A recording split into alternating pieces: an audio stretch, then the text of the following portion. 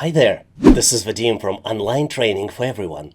And in this video, I'll share with you how to pass an assessment test and get you hired for your dream job. When companies are hiring, very frequently, HR and hiring managers would like to test the candidate to make sure candidate possesses the skills and knowledge that will make him successful in the job.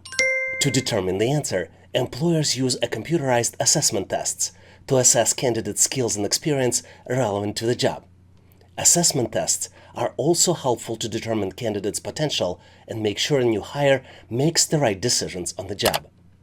Most of the test consists of multiple choice questions, where you as a candidate are presented with the question and you need to find and select the answer based on the choices presented.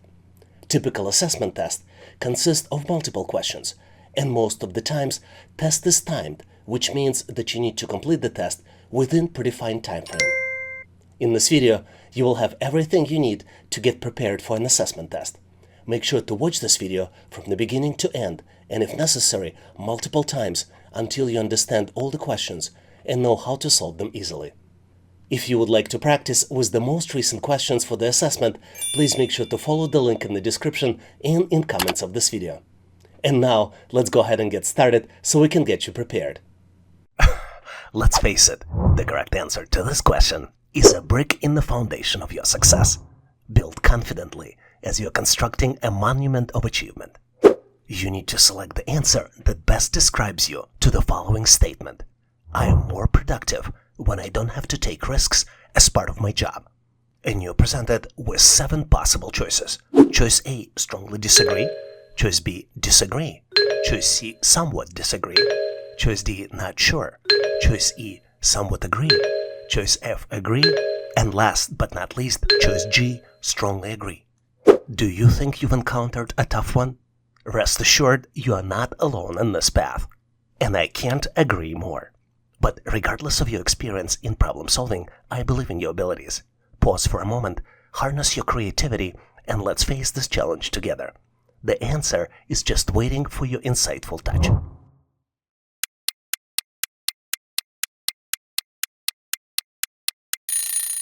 Are you prepared with your solution? I am curious to compare notes.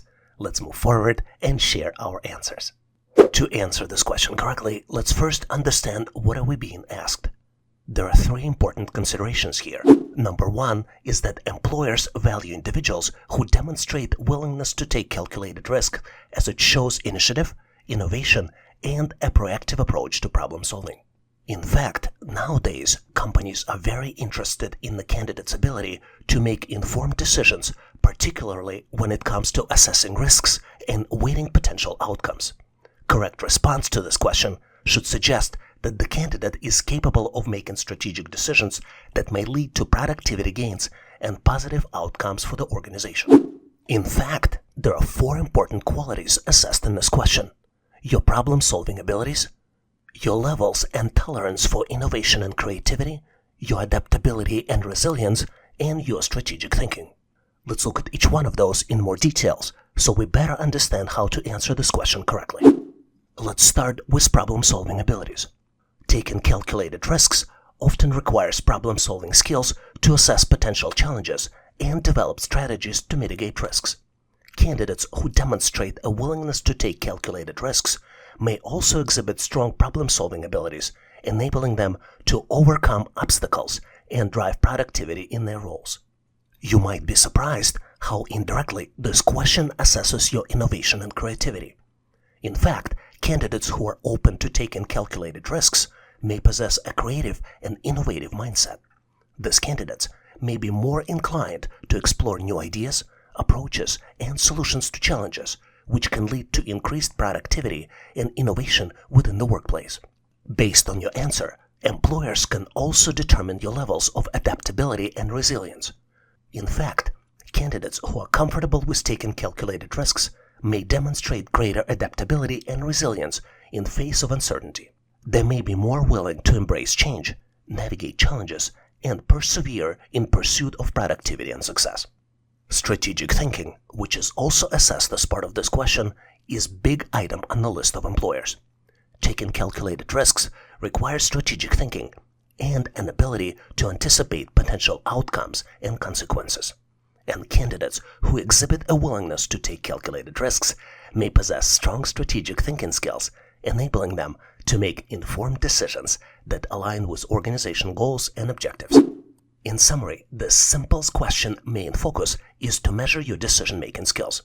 But in addition, employer is trying to determine your levels of innovation, creativity, problem-solving, adaptability, resilience, and strategic thinking.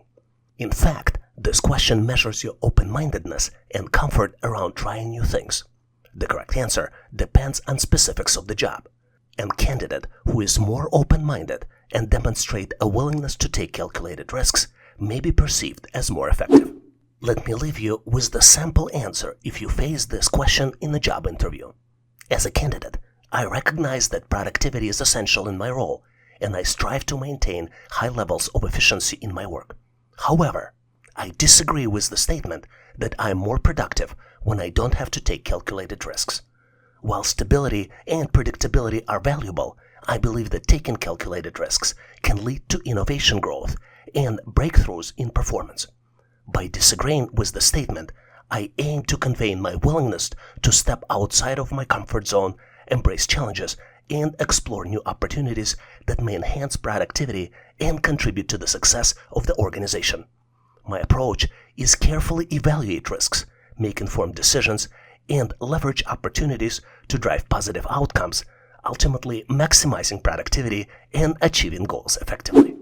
With this answer, I believe the correct answer to this question is choice B, disagree. Are you in agreement with me? If you're not, please make sure to share your answer and your suggestions in comments. You can't argue, but with this question, you're not just a participant. You are a maestro leading the orchestra of your own potential. Let your brilliance resonate in your answer as well to help you accomplish your goals on your journey. You are presented with 3x3 square. Each cell in the square has a number.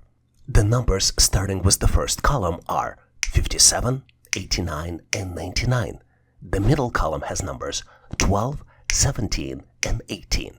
And then the last column has numbers 3, 8, and then comes the missing number, which you need to calculate and select out of 4 possible choices. Choice A, 7, choice B, 8, choice C, 9, and last but not least, choice D, 10. If you think it's a tricky question, you are not alone. I think exactly the same way. But fear not, you're in a good company here on this channel. Whether you're a seasoned problem solver or just starting out, I have confidence in your abilities. Pause for a moment, channel your inner creativity, and let's conquer this challenge side by side. Your solution is just around the corner.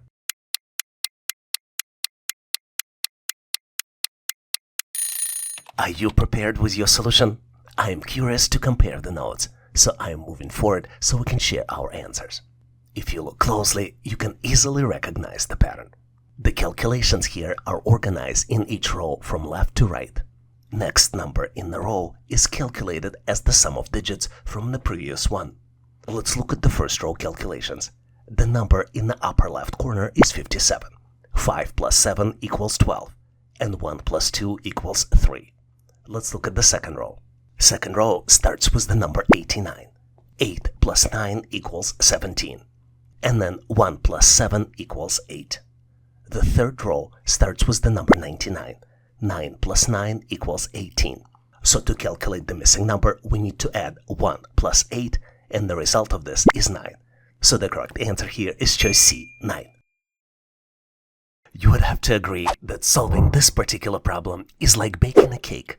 It requires the right ingredients, a bit of precision, and the end result is pretty sweet. I think that looking at each test question this way would be like looking at baking a piece of mosaic of your knowledge, contributing to the bigger picture of your abilities. In this question, you're presented with the set of gears, and you need to determine the direction of the last gear. Your choices for answers are choice A, CW, choice B, CCW, choice C, no movement, and last but not least, choice D, depends on X. Feeling challenged by this question? I totally understand. Remember though, that you are not navigating this path alone. Whether you're a problem-solving expert or a newcomer, I have full faith in your capabilities. Take a moment to gather your thoughts, tap into your imaginative side, and let's triumph over this challenge together. Your solution is almost ready and is definitely within reach.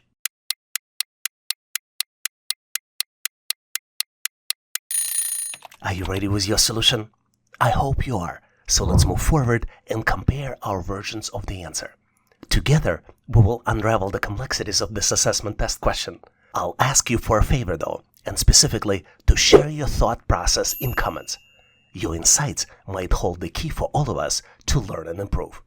To solve this question, we need to identify which gear is the input, which one is connected to the power source, and which one is the output gear, the final gear that performs the desired task. In the next step, we need to identify the direction of rotation for each gear. Gears can rotate clockwise. This is where abbreviation CW comes from, or counterclockwise. This is what CCW stands for. Let's solve this challenge by following the transfer of rotation from one gear to another. Our first input gear is rotating in clockwise direction.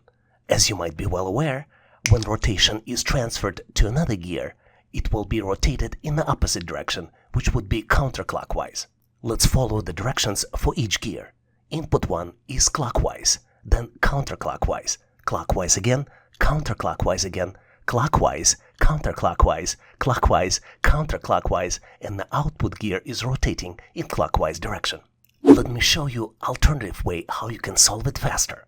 For example, if the number of gears in between input and output is odd, the last gear will rotate in the same direction as input gear.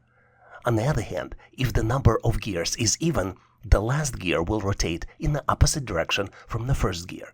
Let's look at the example. Let's look at the odd number of gears. The simplest odd number is 1. The rotations transferred from input clockwise to the next gear counterclockwise, and then to the output, which would be clockwise again.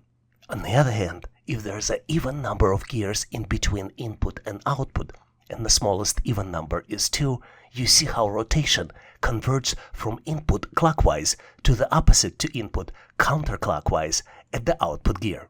With this in mind, let's solve this challenge alternative way.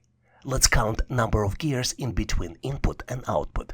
There are 1, 2, 3, 4, 5, 6, 7 gears.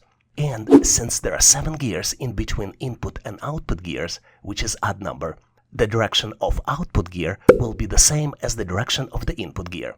So the correct answer here is choice A, CW, clockwise. Admit it or not, but with this question, you're not just navigating through the question itself, but you are charting a course toward victory. Every correct thought in your response is a step closer to reaching your destination. You're presented with the shape, which I'm not sure how to call. Let's call it half pyramid. In the first row of this pyramid are numbers 1, 2, and 5. In the second row, the numbers are 2, 5, 2, and 6. And then in the third row, the numbers are 3, 1, 0, 1, 0, and then comes the missing number, which you need to calculate and select out of 4 possible choices. Choice A, 0. Choice B, 1. Choice C, 2. And last but not least, choice D, 3. If you think it's look confusing, you are not alone. I think exactly the same way. But fear not, you're in a good company in your quest to victory. Whether you're a seasoned problem solver or just starting out, I have confidence in your abilities. Pause for a moment, channel your inner creativity, and let's conquer this challenge side by side. Your solution is just around the corner.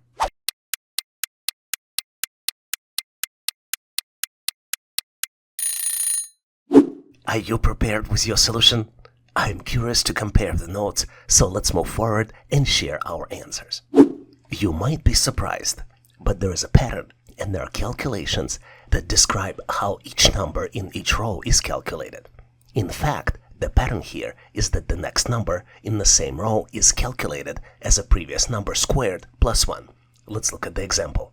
For the first row, the calculations would be 1 squared plus 1 equals 2. 2 squared plus 1 equals 5. For the second row, the calculations would be 2 squared plus 1 equals 5. And 5 squared plus 1 equals 26. Let's calculate the missing value now. 3 squared plus 1 equals 10. and 10 squared plus 1 equals 101. So the missing number here is choice B, 1. You know, I feel just like my old math book from high school. Why did math book look sad during the test? Because it had too many problems. But hey, I have you, and together we can solve any question, even this one. You're presented with unusually looking shapes. Shapes have numbers inside. The middle number in the first shape is 17. Numbers in a circle are 4, 7, and 3. And numbers inside the large circle are 10, 2, and 5. In the second shape, the middle number is 16. The numbers in the small circle are 3, 4, and 1. And the numbers inside the large circle are 12, 4, and 3. Third circle looks a little bit more challenging, just a little, because two numbers are missing. But the numbers in the small circle are 5, 7, and 2, and there are two numbers inside the large circles, 6 and 3. And just like I said, two numbers are missing, and you need to calculate and select them out of 4 possible choices. Choice A, 14 and 21. Choice B, 16 and 23. Choice C, 18 and 25. And last but not least, choice D, 20 and 27. You feel like you stumbled upon a tough one? Well, you're not alone, but remember, nothing is too challenging for you. You can do anything. Your answer is just waiting to be discovered.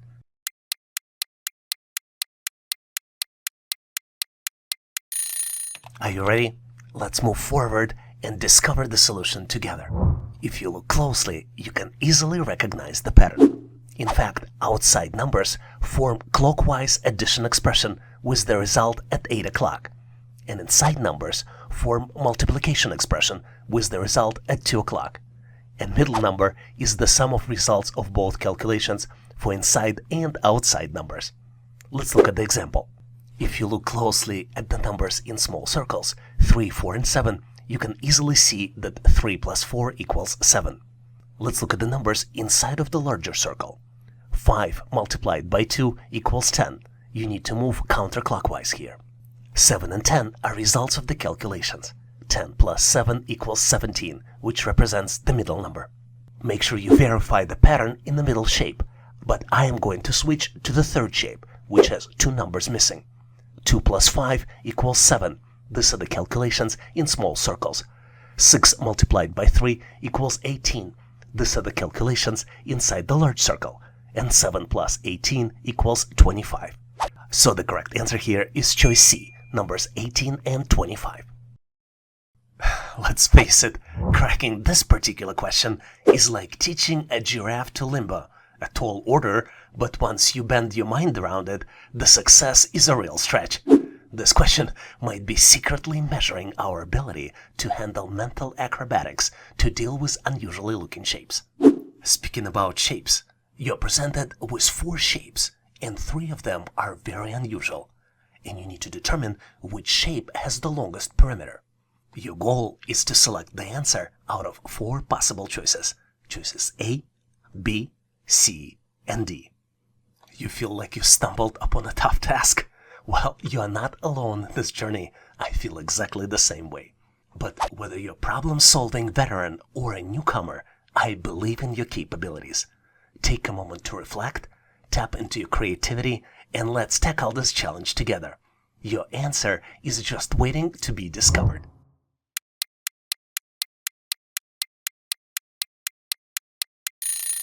Are you ready with your solution? If you need a little help, gear up for the explanation. Together, we will unravel the complexities of this question. I will ask you for a favor though, and specifically to share your thought process in comments.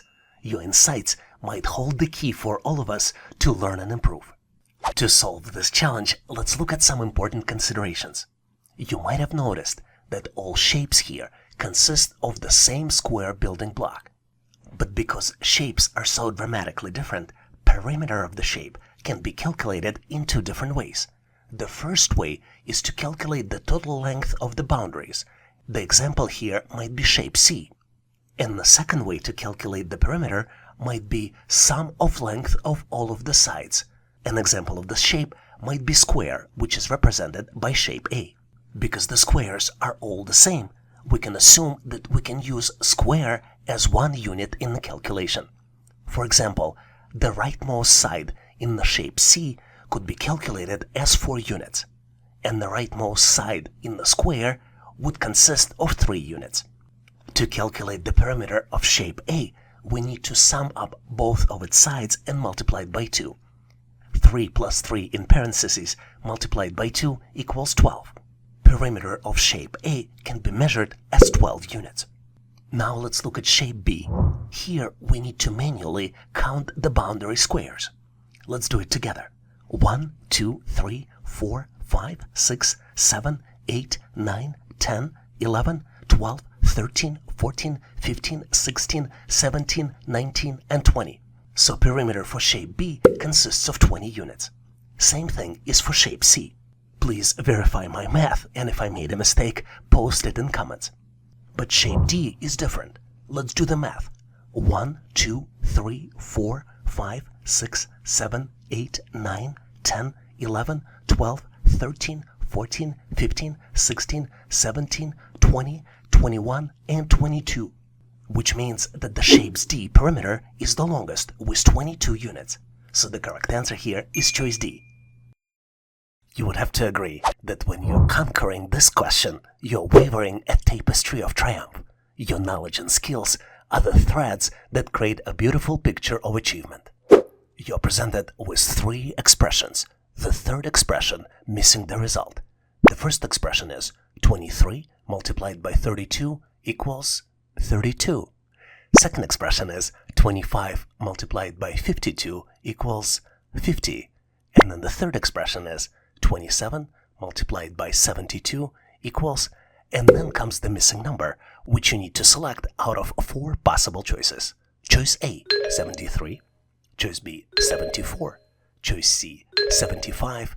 And last but not least, choice D, 76. Do you think it's a tricky question? Fear not, you're in a good company on this quest. Whether you're a seasoned problem solver or just starting out, I have confidence in your abilities. Pause for a moment, channel your inner creativity, and let's conquer this challenge side by side. Your solution is just around the corner.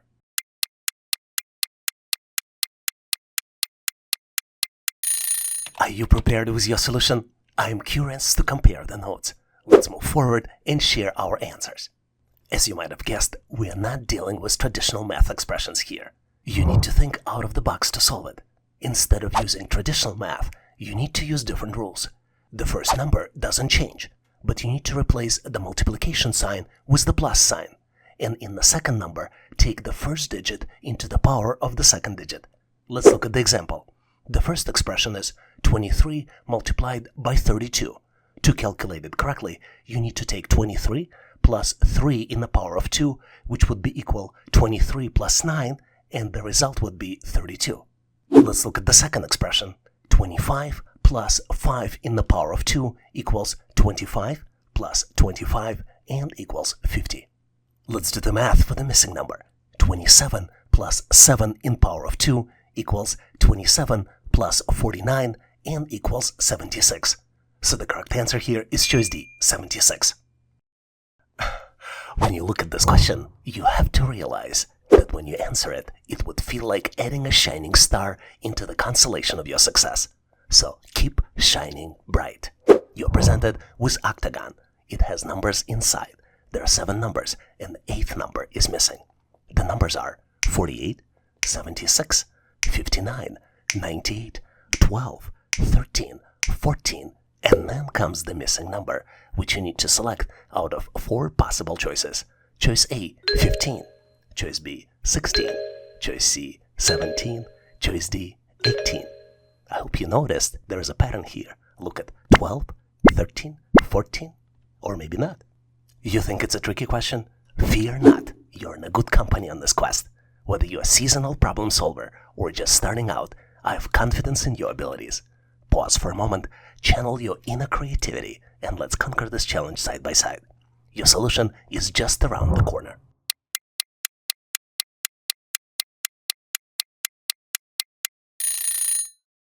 Are you prepared with your solution? I am curious to compare notes, so let's move forward and share our answers. To answer this question, you need to look closely to determine the pattern. And the pattern here is that starting at 8 o'clock, numbers on the opposite side of the octagon are sums of digits of the numbers from the opposite side. Let's look at the example. You see the number 48 at 8 o'clock? 4 plus 8 equals 12, and that's exactly the number on the opposite side. Let's keep looking. 76 converts into 7 plus 6 and equals 13. 59 converts to 5 plus 9 and equals 14. And then the missing number can be calculated as 9 plus 8 and equals 17. So the correct answer here is choice C, 17. This particular practice question is waiting for your individual touch to get solved, and I have full confidence that you can do it. You're presented with the equation. This equation is not mathematically correct, but you need to find and move one matchstick to fix this equation. The current equation is 1 plus 2 equals 7. Remember, just one matchstick, and I know you can do it. Crack this challenge on your own, then share your solution in comments. I'm looking forward to discussing your answer and providing some feedback. Thanks for getting involved, and good luck with this intriguing challenge.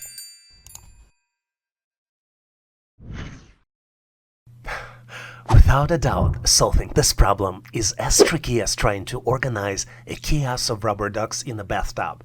It's a quirky situation, but finding order is a real victory. I wonder though if this question is secretly evaluating our skills to bring order to a seemingly chaotic environment. We are entering the world of four squares, which have chaotically organized shapes inside. We're dealing with hollow circle, triangle, and smiley face. Four squares have shapes in place. You need to determine the value of the fifth square, which you need to select out of four possible choices. Choices A, B, C, and D. If your mind feels chaotic and a little bit disorganized, you are not alone. I feel exactly the same way. But that's okay. Whether you're a seasoned solver or a casual questions explorer, I have full faith in your problem-solving abilities. Give it the time it deserves, think out of the box, and watch the pieces fall into place. I have full confidence that you've got what it takes.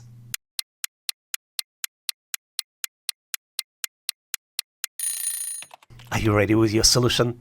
Or at least excited to bring order into chaotic environment? Let's tackle this puzzle together and explore the complexities and how to solve them. And don't forget to share your thoughts, ideas, and brilliance in comments. Your solution might be just the breakthrough we need. As you might have guessed, to solve this challenge, you need to identify the pattern. In fact, there are three patterns present in this problem. Pattern number one is that smiley face in the middle of the square alternates the backgrounds. Pattern number two is that hollow circle moves alternative directions with the incremental step for each subsequent move. And pattern number three is that triangle moves clockwise with double incremental steps. Let's look at the smiley face first, because that's the easiest pattern. We see that in the shape 1, smiley shape is dark gray, then it becomes white, then it's dark gray again, and in the shape 4, it's white again. So in shape 5, we can predict that it's going to be dark gray again. Unfortunately, it doesn't help us much because all choices A, B, C, and D, they have smiley face in a dark gray color. Let's look at the hollow circle. Hollow circle moves one step from 11 o'clock to 12 o'clock position with increment +1. In the next square, it moves two steps counterclockwise from 12 o'clock to 9 o'clock with increment +2. Then it moves 3 steps clockwise from 9 o'clock to 1 o'clock with increment +3. So we can predict that hollow shape in shape 5 will move 4 steps counterclockwise from 1 o'clock to 8 o'clock with the increment +4. It helped us narrow down the answer choices, but we still have choices A, C, and D that still match this pattern. So to solve this mystery and bring order into this disorderly situation, we need to look at the triangle. Triangle moves clockwise with the double increment. It's only positioned in the corners, and the increments are +1, where triangle moves from 1 o'clock to 5 o'clock. The next increment is +2, where triangle moves from 5 o'clock to 11 o'clock. Then +4, where triangle, in fact, stays back at 11 o'clock, because +4 means the full circle. And the next one would be +8. This is the final shape 5, where triangle will also be in the same spot. Based on this, we can conclude the correct answer is choice A. Hopefully you've nailed this question on your own and now know how to answer similar problems on the test. One has to acknowledge that you need to think of this question as a puzzle pieces in the grand masterpiece of your skills. The more of these questions you solve on your own, the clearer and more vibrant the picture of success becomes. You're presented with a series of shapes. Each square has smiley faces inside. There are 5 squares and the middle square is missing. You need to select the answer for the missing square out of 4 possible choices. Choice A, B, C, and D. You might be thinking, and I totally agree with you, that this is a tricky question. And it is. But I want you to remember, you are not navigating this path alone. I'm here to help as well as other subscribers on this channel. Whether you're a problem-solving expert or a newcomer, I have faith in your capabilities. Take a moment to gather your thoughts, tap into your imaginative side, and let's triumph over this challenge together. Your solution almost ready and is definitely within reach.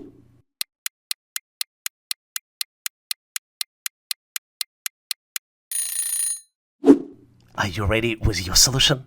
I am eager to see it, so let's proceed and compare the answers. As you might have noticed, there are 2 patterns here. The first pattern is easiest to detect. The number of smiley faces is increasing with each shape. So shape 3 should have 5 objects inside. And the reason is because shape 1 has 3, shape 2 has 4, then 5, 6, and 7 in shape 5. Well, it helps us a little bit because it eliminates choice B. But we still have choices A, C, and D we need to sort through to make sure we can find the right answer. Well, we do it by finding the second pattern. And the second pattern is that shapes fill the corners first, and then starting at 12 o'clock, they fill up the missing spaces. Let's look at the example. As you can see, in shape 3, the missing smiley face would be at 7 o'clock. Then in shape 4, the new shape shows up at 12 o'clock. Then the next one in shape 5 would be at 3 o'clock. And then if we want to continue the pattern, the following shape, if there would be a shape 6, the smiley face would be at 6 o'clock. Which means that the new smiley face will show up at 7 o'clock in shape 3. And which also means that the correct answer here is choice C. In this section, we will look at the sample questions for cognitive test, which represents an assessment used by employers to evaluate candidates' mental abilities such as problem solving, critical thinking, and memory. The questions in the test can vary, but typically involve math problems, logic puzzles, spatial reasoning, and verbal comprehension. Let's look at some sample cognitive assessment test questions we typically see on the test. What's interesting about this problem is that it seems unsolvable, but if you make one correct assumption, it's so easy to solve it. You're presented with the shelf of items from the coffee shop, and the items are cupcakes and cookies. There are 3 sets of items, and 2 sets have price tags associated with them, and the last set does not, and you need to calculate the price tag for the last set. The first set consists of 1 cookie and 1 cupcake, and the price tag for the first set is $7. The second set consists of 2 cookies and 1 cupcake, and the price tag for the second set is $12. The last set consists of only 1 cupcake, and you need to calculate and select price for the cupcake out of 4 possible choices. Choice A, $5. Choice B, $4. Choice C, $2. And last but not least, choice D, $3. Take a close look to see if you can come up with the answer. Did you figure it out? It seems unsolvable, but the only thing you need to make is one assumption. And using this assumption, I'm going to move forward to share with you my version of the answer. And obviously, if you have a better way to solve it, please make sure to post in comments. Take a close look at the first set. The first set consists of cookie and cupcake, and it costs $7. What's interesting is that the second set already includes the first set plus the cookie, which allows us to calculate the price of this extra cookie. And we can do it by subtracting 7 from 12. And the end result of it is $5, which means that the price of cookie is $5. Now we can easily calculate the price of cupcake by subtracting 5 from 7, which means that the total price of cupcake is 2. So the correct answer here is choice C, $2. Did you get to the same answer? If not, please make sure to post your answer, solution, and rationale in comments. And now I have something that maybe you were not expecting. Here's the practice question for you. You need to find the missing number, and you're presented with 4 scales. 3 scales have items on the left side and the number on the right side to make them equal. And 4th scale only has items on the left and missing number on the right in the form of question mark. You need to calculate the question mark out of 4 different choices. Choice A, 60. Choice B, 65. Choice C, 70. And then last but not least, choice D, 75. Take a close look. Maybe pause this video for 10 to 15 seconds to see if you can come up with the solution. Once you're ready, please make sure to post your answer in the comments so I can give you my feedback. Thanks for participating and good luck. Here's a very interesting question to test your spatial reasoning. You're presented with partial square, and you need to find the missing shape to build the full square. You have 4 different choices to choose from to complete the square. Choices A, B, C, and D. Take a close look to see if you can come up with the answer. And on my end, I'm moving forward to share with you the correct solution. As you might have figured out, the correct choice here is choice D.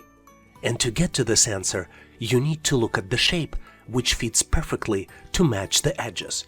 Since this is the 5 by 5 square, choice D is the perfect shape because it matches perfectly to create a full square. Hopefully you've nailed this question on your own and now know how to answer similar problems on the test. And now I have a question for you to test your skills. You're presented with the series of objects and you need to determine next object in the sequence. Please choose one of the following 4 choices. Choices A, B, C, and D. Do you see the correct answer? Please make sure to post your version in comments. This would allow me to give you my feedback. Thanks for participating and good luck. Here's an amazing question where we need to find the missing number. You're presented with the tree-looking like structure, and it has the numbers in the circles on the top. The numbers are, if we start from the left, 50, 216, 880, and then comes the missing number. You need to calculate and select the missing number out of 4 possible choices. Choice A, 1290. Choice B, 2565. Choice C, 2941. And last but not least, choice D, 3536. I'm gonna give you a quick hint. Take a close look to see what exactly do you see on this picture. And you see circles, you see stamps, and you see numbers. And here's another consideration. Do you think the fact that circles have different colors matters? Or it doesn't? Give yourself 10 to 15 seconds to see if you can figure it out. On my end, I am moving forward to share with you my version of the solution. And obviously, if you have a better way to solve it, please make sure to post in comments. The pattern here is rather simple, but it takes a little bit of time to detect it. If we start from the left, from the smallest number, and go clockwise, the next number is calculated as a previous value multiplied by the total number of lines plus total number of circles. Let's look at the example.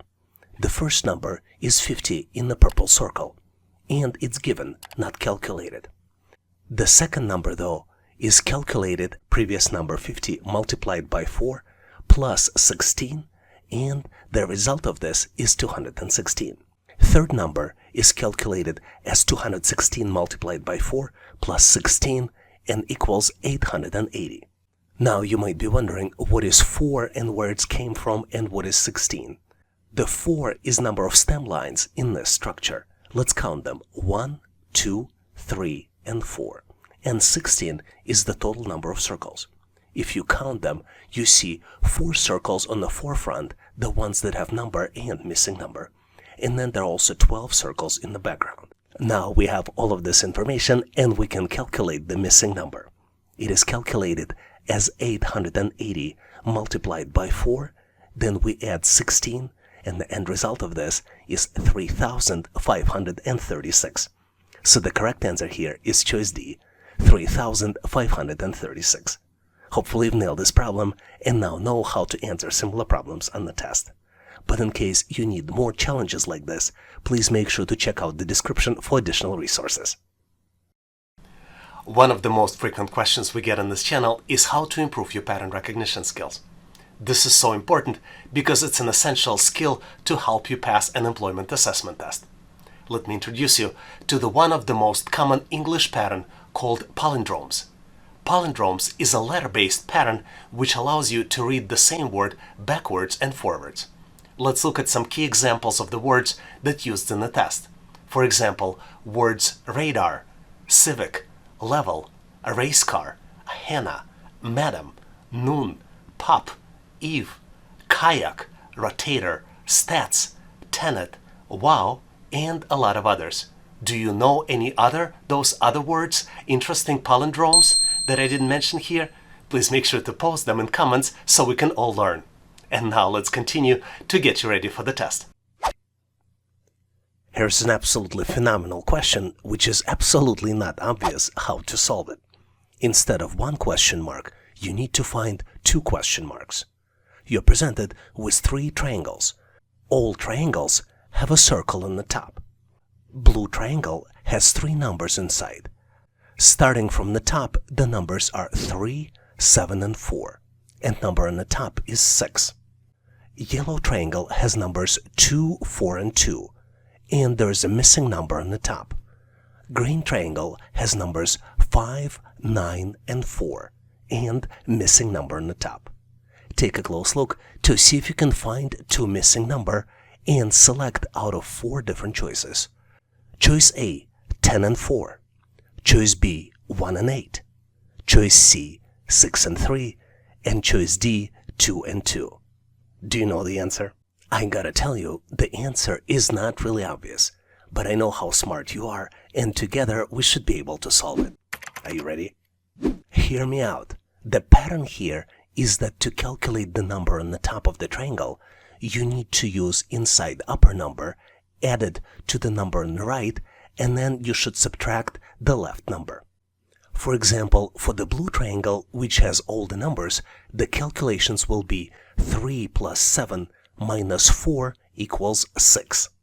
For the green triangle, the calculations will be 5 plus 9 minus 4 equals 10. And for the yellow triangle, the calculations will be 2 plus 4 minus 2 equals 4. So the correct choice here is answer A, 10 and 4. Did you figure it out? Please make sure to post your answer, rationale, and thought process in comments. I get a lot of questions on how to improve your pattern recognition skills. Let me share with you 3 common patterns we frequently see on the test. Let's start with triangular numbers. Triangular numbers are the numbers that can be represented as a sum of consecutive integers starting with 1. For example, the first 5 triangular numbers would be 1, 3, 6, 10, and 15. Next one on my list are square numbers. Square numbers are the numbers that can be represented by a product of a number multiplied by itself. For example, the first 5 square numbers are 1, 4, 9, 16, and 25. Because 1 square is 1, 2 square is 4, 3 square is 9, 4 square is 16, and 5 square is 25. And last but not least on my list are cube numbers. Cube numbers are numbers that can be represented as a product of a number multiplied by itself twice. For example, the first 5 cube numbers are 1, 8, 27, 64, and 125.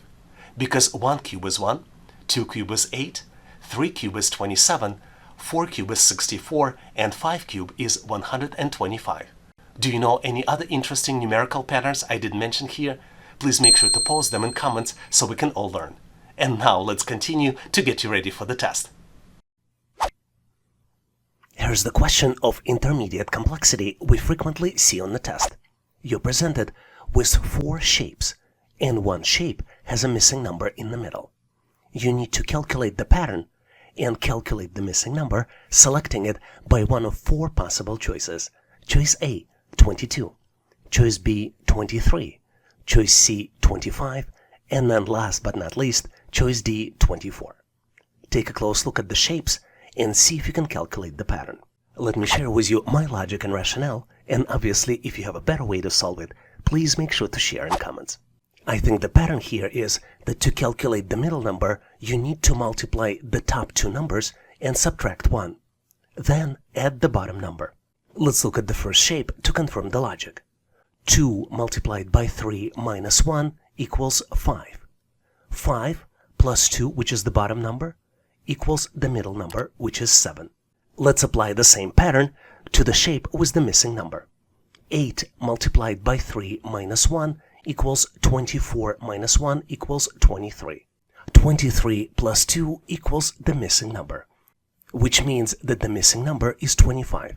So the correct choice here is choice C, 25. Did you see any other patterns or found the better ways to solve it? Please make sure to post your answer and rationale in comments. One of the very frequent questions we get on this channel is how to improve your pattern recognition skills. One of the key ways is to use your imagination. You can use imagination to visualize items in your mind, and this is one of the most powerful techniques. Let's take a close look at the example. Here, you're required to build English business word, and you need to use all the letters only once. If you look closely and try to visualize and build the answer in your mind, you can mentally connect the letters and get to the correct answer, which is the word management. It might be hard to do it initially, but if you do crosswords and puzzles, you can improve your skills and get better at this with practice. Do you have any other interesting techniques that you can share? Please make sure to post them in comments so we can all learn. Here's an interesting question where you need to find the missing number. You're presented with the set of numbers 4, 9, 20, 8, 5, 14, 10, 3, and then comes the missing number. You need to select or calculate the missing number out of 4 possible choices. Choice A, 4. Choice B, 11. Choice C, 13. And choice D, 34. Take a close look at this 3x3 matrix to see if you can come up with the solution. I hope by now you have a good understanding of the problem and maybe pause this video trying to solve it, because on my end I'm moving forward to share with you my version of the solution. And obviously if you have a better way to solve it, please make sure to post in comments. And the pattern here is that the manipulation with the left and the middle number calculate right column's number. Basically, in each row, the third number is the sum of half of the first number and 2 times the second number. Let's look at the specific calculations. The first row has numbers 4, 9, and 20. 4 divided by 2 plus 9 multiplied by 2 equals 2 plus 18 and equals 20, which is exactly the number in the third column. Second row contains numbers 8, 5, and 14. 8 divided by 2 plus 5 multiplied by 2 equals 4 plus 10 and equals 14. And now we are ready to calculate the missing number.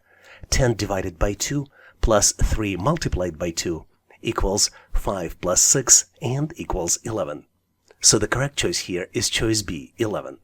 Do you have a better answer? Please make sure to share your thoughts and rationale in comments. Here's the problem for you to test your business math skills as well as attention to details. You need to calculate the value by multiplying number of coins in the cent clock by the number of dollar signs.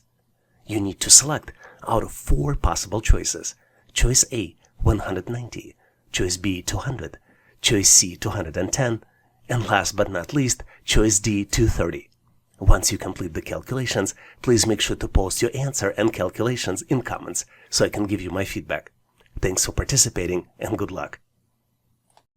Here's a rather unexpected question you might frequently see on the test. You need to determine during which period revenue declined, and you're presented with the profit and loss chart that covers periods from 2018 to 2024. On the chart, you see 3 lines representing revenue, expenses, and taxes. And you need to select the final answer out of 4 different choices. Choice A, the period between 2018 and 2020. Choice B, the period between 2019 and 2020. Choice C, the period between 2020 and 2021. And choice D, the period between 2023 and 2024. Give yourself a little bit of time, maybe pause this video to see if you can come up with the solution. I'm pretty sure that by now you found it, but I'm going to move forward and reveal you my version of the solution anyway. And if you know the better way to solve it, please make sure to post in comments. The way I see it is that the revenue goes down between the period of 2020 and 2021, which is represented by the blue line. In 2020, the revenue was about 9.5 units, and then in 2021, it went down to approximately 8.5 units. All other highlighted periods in the question indicate revenue increases. Did you see it differently? Please make sure to post your answer in comments. In this section, we will look at the behavioral employment assessment questions frequently asked in a test. Behavioral questions are used by employers to evaluate a candidate's behavioral tendencies, soft skills, and decision-making abilities in specific work-related scenarios. These tests are designed to predict how well a candidate is likely to perform and how well the candidate will fit into company's culture based on their responses to various situational questions. Most commonly, employers use following three types of questions. Number one is scenario-based questions. Candidates are presented with hypothetical work-related scenarios or situations. These scenarios may be relevant to a specific job role or industry the candidate is applying for. Number two are multiple-choice questions. Candidates are provided with multiple-choice options as responses for each scenario. They need to choose the most appropriate or effective response. And last but not least are evaluation behavioral trait questions. These types of questions assess various behavioral traits and soft skills of the candidates, such as problem-solving ability, communication skills, teamwork, conflict resolution, time management, adaptability, and leadership potential. Let's look at some of the specific behavioral test questions we frequently see on the test. Here's an amazing question we frequently see on the test. You're presented with the statement. In this case, the statement is, I'm working better when no one is bothering me. You need to select your answer out of 7 possible choices. Choice A, strongly disagree. Choice B, disagree. Choice C, somewhat disagree. Choice D, not sure. Choice E, somewhat agree. Choice F, agree. And last but not least, choice G, strongly agree. Take a close look to see if you can come up with the answer. This is a tricky question, so in addition to just selecting the answer, I would recommend that you build a mental strategy on how to answer and why are you selecting this particular choice. Are you ready? Let's move forward, so I'll share with you my version of the answer. And obviously, if you have a better way to solve it, please make sure to post in comments. Before answering this question, let's take a close look to see what employer is looking for. I believe in this particular question, employer is looking for specific qualities and skills related to teamwork and collaboration. What's interesting is while the statement, I'm working better when no one's bothering me, might reflect preference for working independently, this is not correct. This statement, if answered incorrectly, raises concerns about your ability to function effectively within the team-oriented environment. To better understand how to answer, let's imagine the scenario where you're answering this question during job interview. How would you answer? I might be wrong, but when answering, you would highlight 3 important points. Number 1, you would highlight your collaboration skills. You would emphasize your ability to work well with others and your experiences in collaborating on projects and tasks. You probably would benefit by providing examples on how you communicate effectively, share ideas, and respect diverse opinions. Number 2, you would discuss successful team experiences. You probably would provide examples of times when you worked effectively in a team setting and collaborating to achieving positive outcomes. And last but not least, I would recommend that you acknowledge your independence but show adaptability. While it's okay to appreciate periods of uninterrupted work, it's essential to demonstrate your adaptability to work in a team when required. Now let's summarize and look at important considerations on how you can answer these types of questions. There are a few important criteria to keep in mind. Number 1 is that this question measures your level of sociability. These types of questions measure your tendency to enjoy being around people and working with others. Number 2, is in this question, employer is trying to determine if you're a good team player. Number 3, the correct answer depends on the specific job, but keep in mind that most of the jobs require interactions with other team members. So the summary here is that if your job opening requires teamwork, and most of the jobs do, it's always better to answer strongly disagree or disagree. And if you have ability to provide the rationale for your answer, make sure to use the samples that I'm just about to provide to you, as well as considerations in this notes section. Let's look at the specific sample.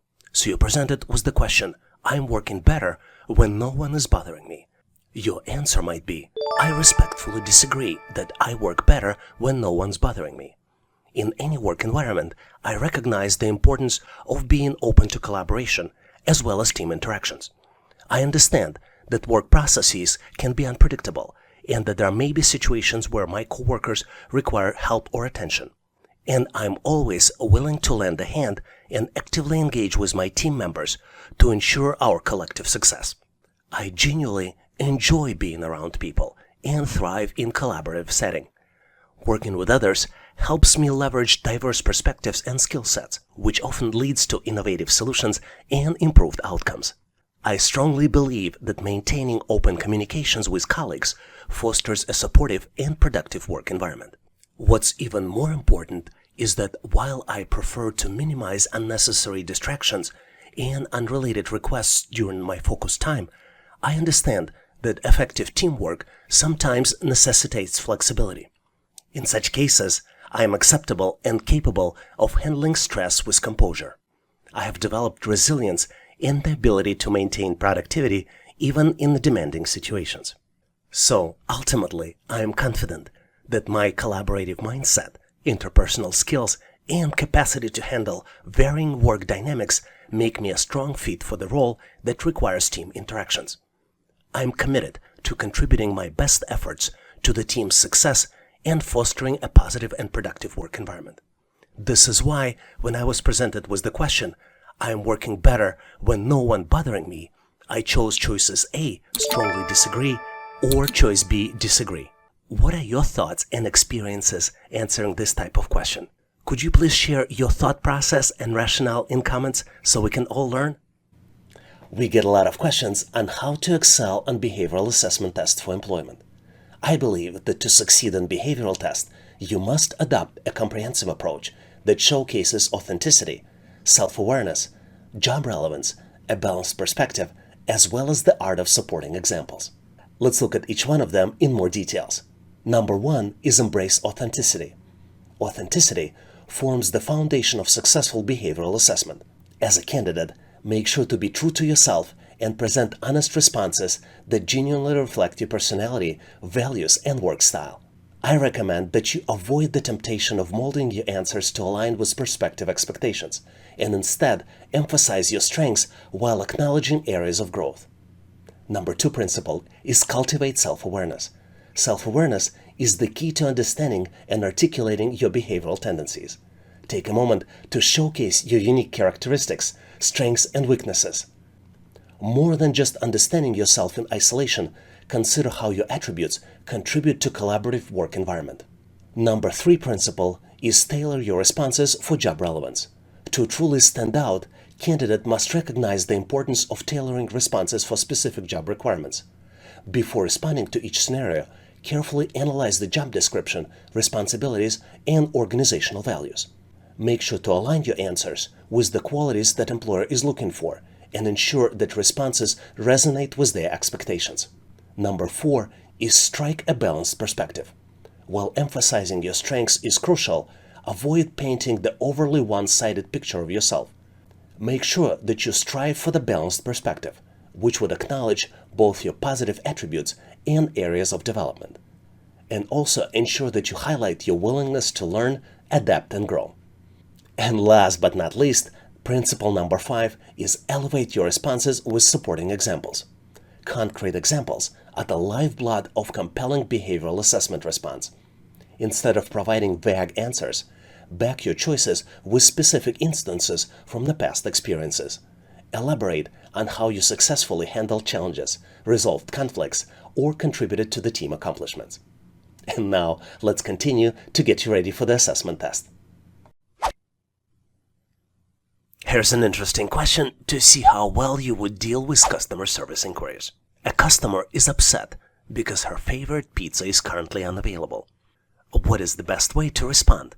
And you're presented with 4 possible choices. Choice A. Tell the customer to speak with the manager to resolve the issue. Choice B. Offer the customer an alternative pizza option. Choice C. Inform the customer that you will check if the desired pizza is in stock. And last but not least, choice D. State that handling this matter is not within your responsibility. Take a close look to see if you can come up with the answer. Are you ready? If not, please make sure to pause this video to see if you can come up with the answers, because I'm moving forward to share with you my version of the solution. And obviously, if you have a better way to resolve it, please make sure to post in comments. As you might have guessed, this question is not about picking one of the choices. This question is about a fundamental customer service principles and how you use them to answer this particular question.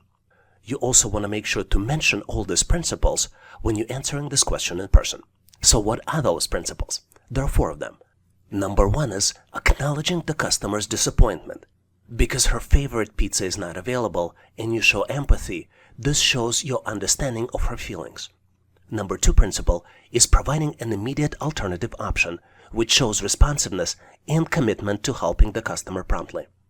Number 3 principle is taking responsibility for finding a solution, which exemplifies ownerships and dedication for you to help resolve customer issue.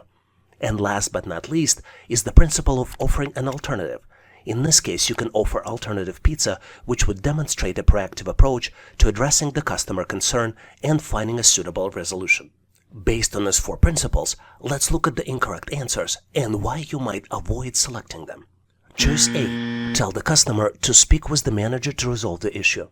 Using this selection passes the responsibility to the manager and may make customer feel ignored and dismissed, and it is important to take initiative and attempt to assist the customer directly.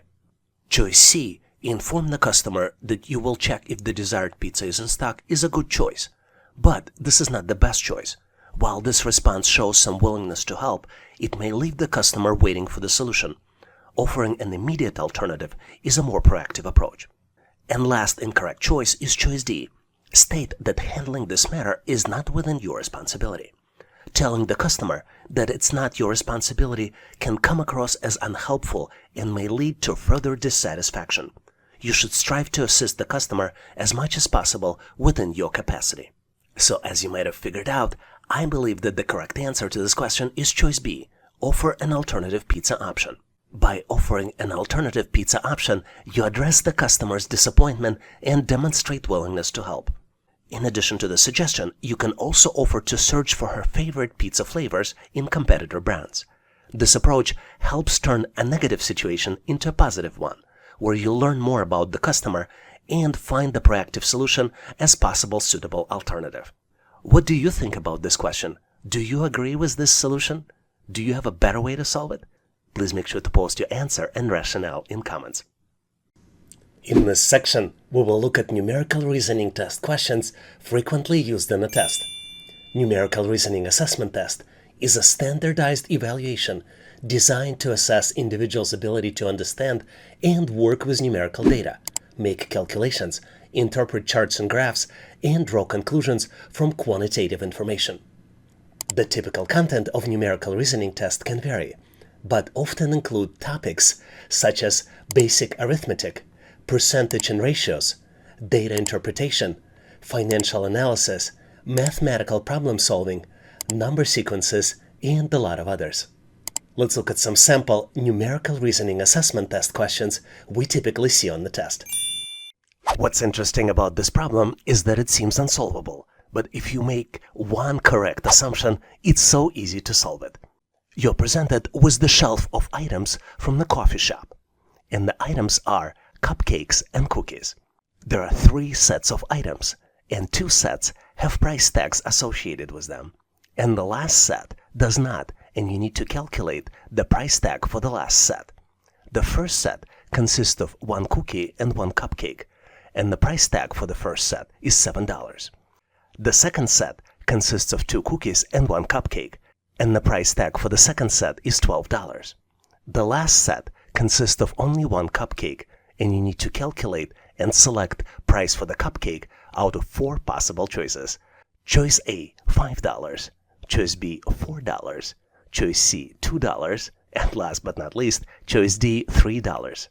Take a close look to see if you can come up with the answer. Did you figure it out?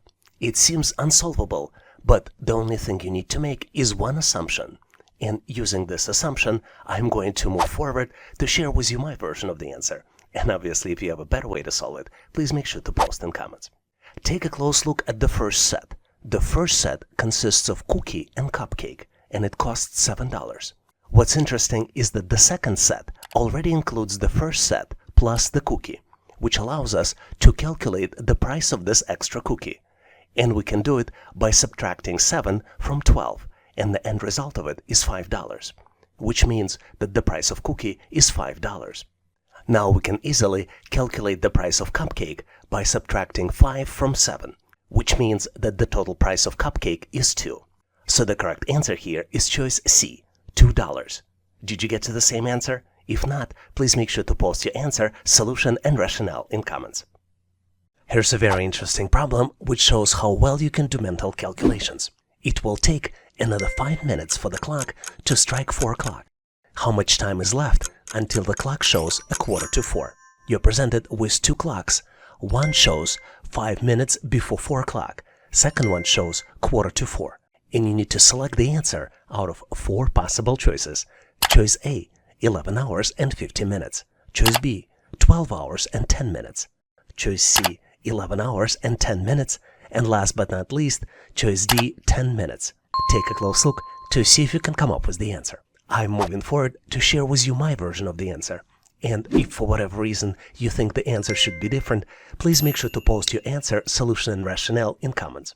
Let's first determine how much time is actually on the clock. Based on the description, it will take another 5 minutes for the clock to strike 4 o'clock, which means that the clock now shows 3:55. Our next described point on the clock will be 4:45, which could be represented as 15:45, and clock will reach this point after around 12 hours to show 3:45 again. In the military time, which is frequently used in US, it's going to be 15:45, and it's going to be a little bit less than 15:55. Let's determine how much less than 12 hours it's going to be. Since the clock already passed 10 minutes from 3:45 to 3:55, it will take 10 minutes less than full 12 hours. This is why we can subtract 10 minutes from 12 hours to get to the answer of 11 hours and 50 minutes. So the correct answer here is choice A, 11 hours and 50 minutes. Did you get to the same answer?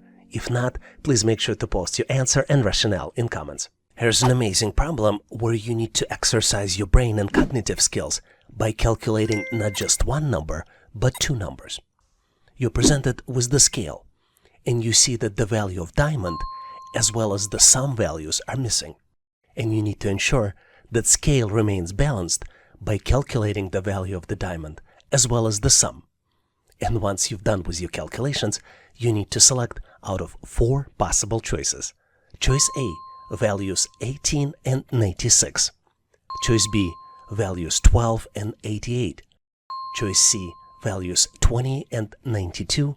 And last but not least, choice D, values 19 and 94. Take a close look, maybe pause this video to see if you can complete the calculations.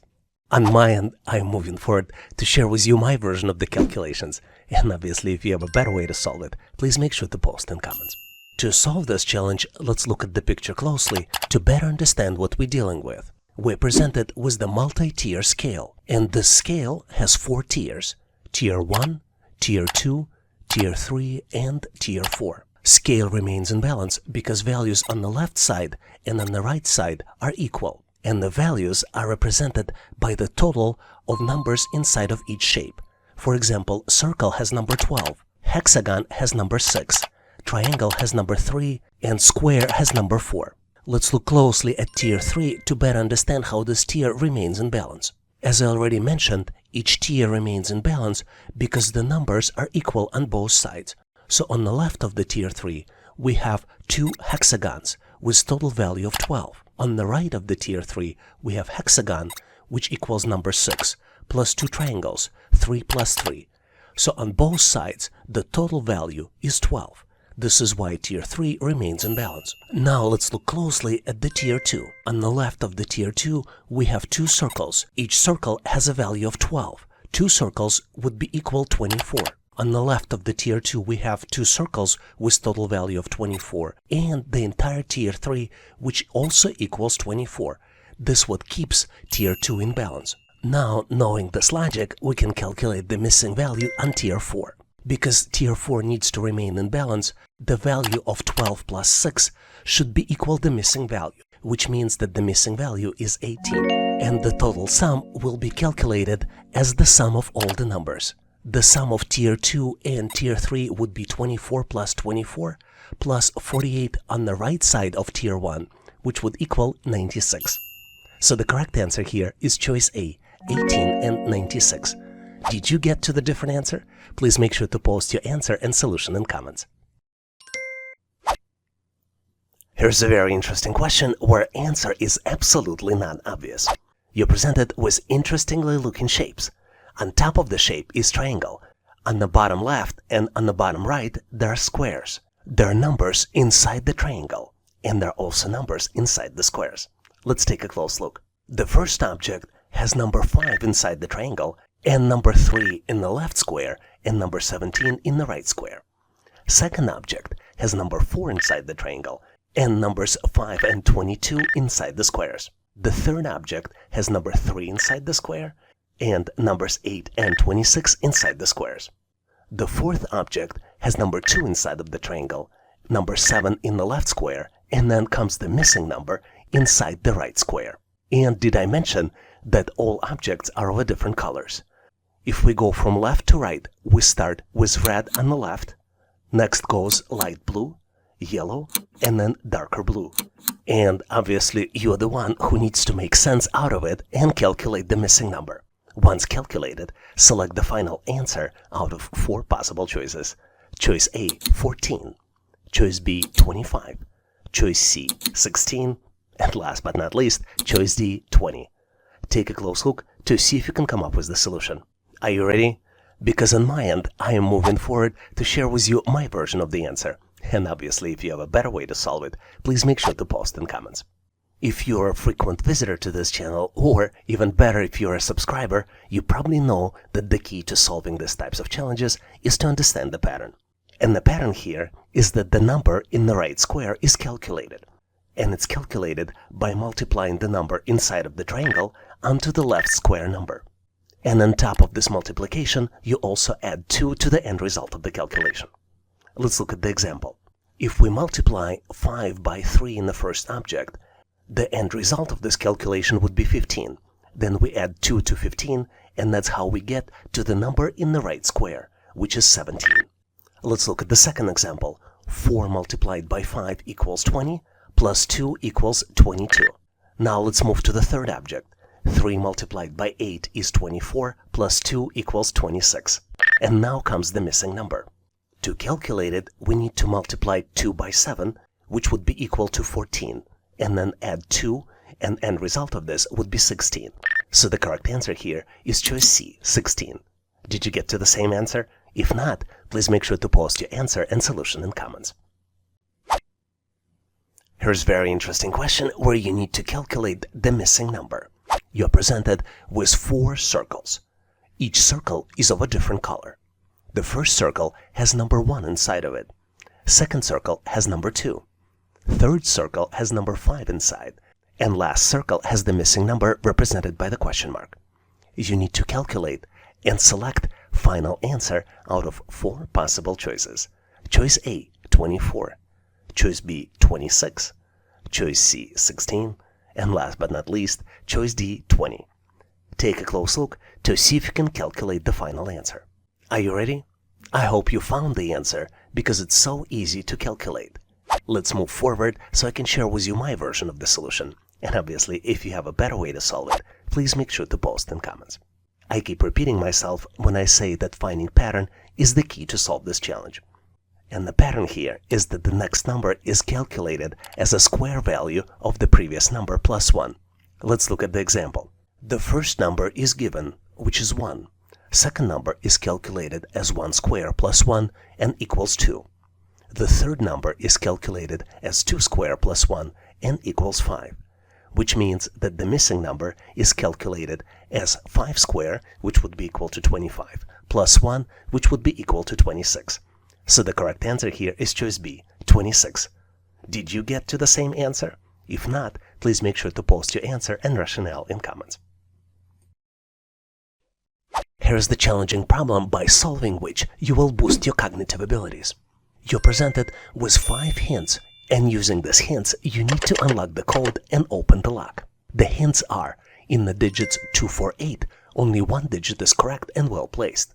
In the digits 8, 4, 5, 2 digits are correct but not correctly placed. In the digits 4, 6, 1, only one digit is correct and it is correctly placed. In the digits 5, 9, 2, only one digit is correct and it is well placed. And last but not least, hint that in the digits 904, none of the digits are correct. To open the lock, you need to process all the hints and select one out of 4 possible choices. Choice A, 518. Choice B, 485. Choice C, 418. And last but not least, choice D, 568. Take a close look to see if you can come up with the answer. I'm pretty sure you're done solving it by now, so I'm moving forward to share with you my version of the answer and solution. And if you have a better way to solve it, please make sure to post in comments. As you might have guessed, you solve this problem through elimination. And I'm going to start with the hint number 5, because it's the most helpful of all. Once we've learned that in combination 904 none of the digits are correct, we can eliminate 2 possible answers. We can eliminate both choices B and C, because both of them have digit 4, which is an incorrect digit. Let's continue elimination to get to the correct answer.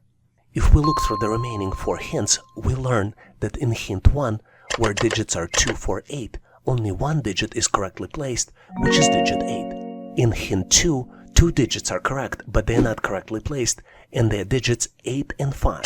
In hint 3, only one digit 6 is correct, and it is correctly placed. And last but not least, in hint 4, digit 5 is correct and it is well placed. Based on this, the correct answer here is choice D, 568. Do you have any hints to show how to best solve these types of challenges?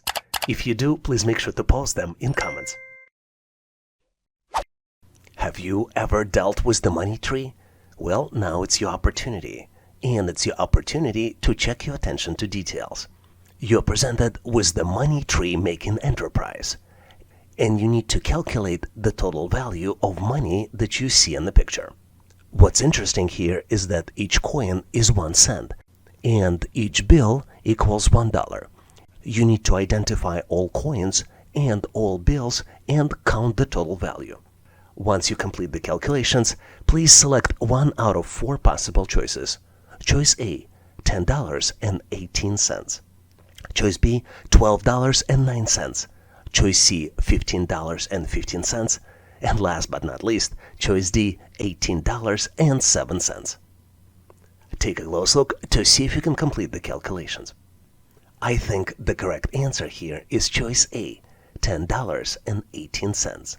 And here's why. I counted $10 in the picture. Let's start with the top of the money tree. 1, 2, 3, 4.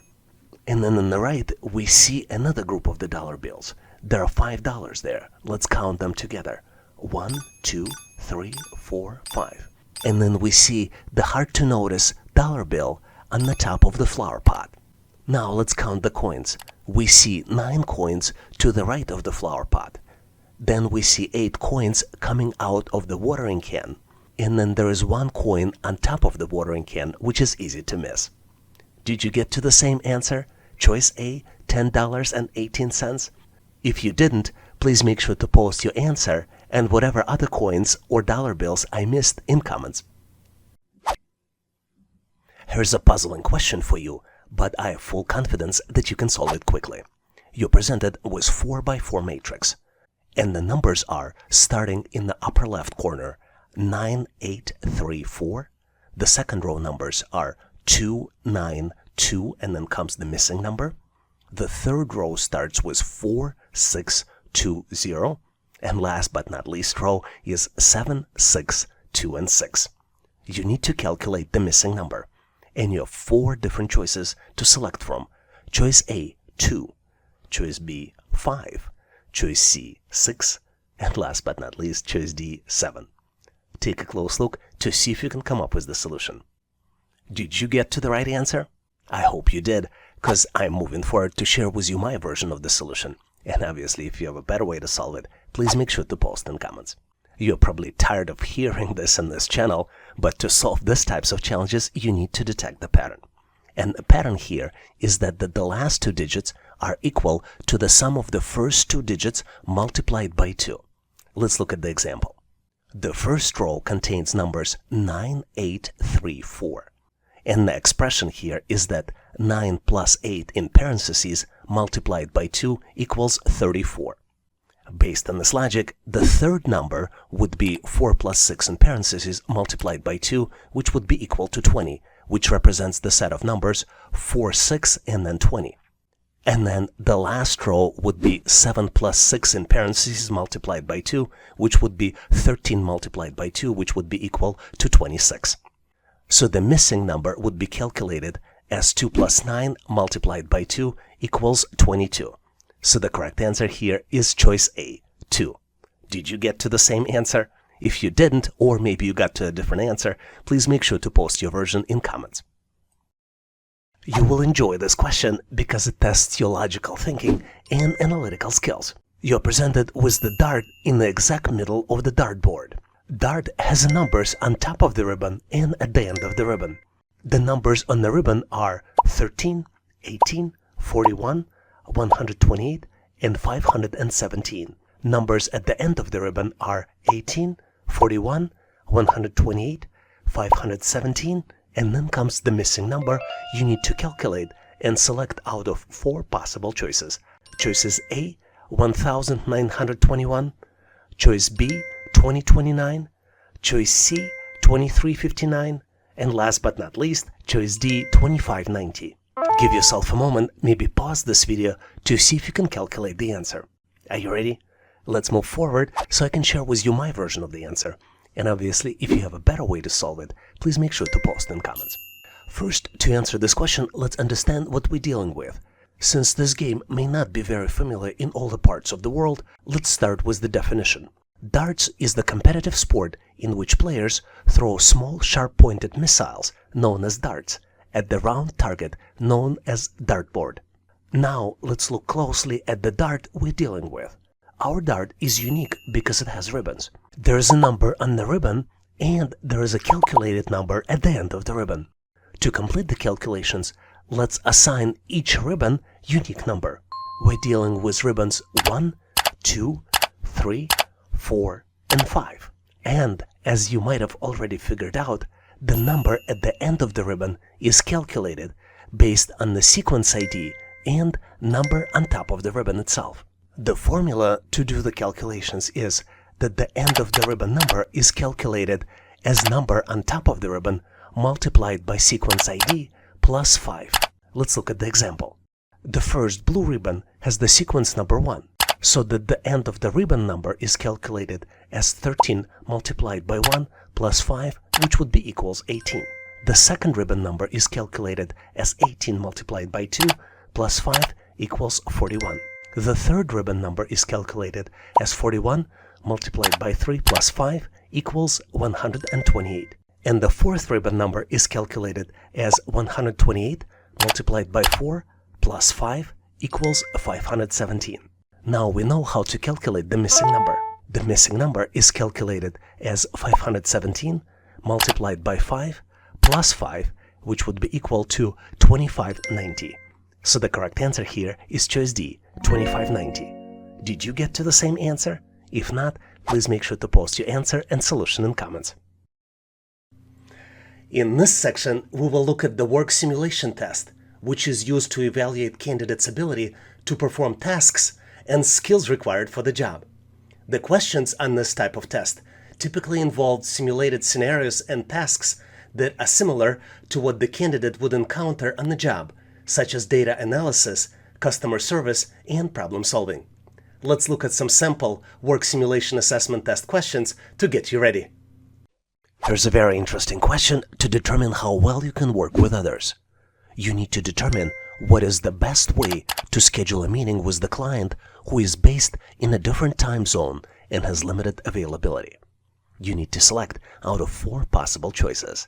Choice A, schedule the meeting without considering the client's time zone. Choice B, email the client with several date and time options without specifying the time zone. Choice C, check the client's time zone and suggest several date and time options that work for both the client and your manager. And last but not least, choice D, schedule the meeting during your manager's preferred time slot without considering the client's availability or time zone. Take a close look to see if you can select the right answer. And I'm moving forward to share with you my version of the answer. And obviously, if you have a better way to solve it, please make sure to post in comments.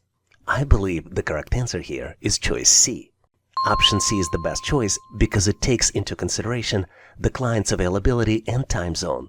There are 2 stakeholders in this action, your manager and your client. And you need to check the time zone and suggest several date and time options that work for both the client and your manager. This will ensure that the meeting is scheduled at a convenient time for both parties, and this minimizes the risk of confusion and miscommunication. Let's also look at other options to determine why they might be incorrect. Let's look at option A. It is wrong because it ignores the client's time zone, which will lead to scheduling conflicts.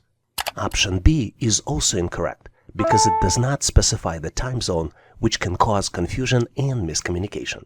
And last but not least, option D is incorrect as well because it disregards the client's availability and time zone, which can lead to scheduling conflicts and damage the company's reputation. When you solved this challenge on your own, did you come up with a different answer? If this is the case, please make sure to post your answer and solution in comments. Very frequently on the test, companies look at your customer service skills. This is one of these types of questions. You work as a CSR and need to help troubleshoot internet connectivity. What is the best approach to troubleshoot slow internet speeds for a customer? You're presented with 4 choices and you need to select one. Choice A, ask the customer to restart their modem and transfer to technical support if issue persists. Choice B, ask the customer to restart their computer and transfer to technical support if issue persists. Choice C, ask the customer to check their internet connection and transfer to technical support if the issue persists. And last but not least, choice D, walk the customer through the thorough troubleshooting process, including resetting the modem and computer, checking cables and connections, and testing the internet speeds. Take a close look to see if you can come up with the answer. If you need to pause this video, feel free to do this to reread the answers and select the correct one.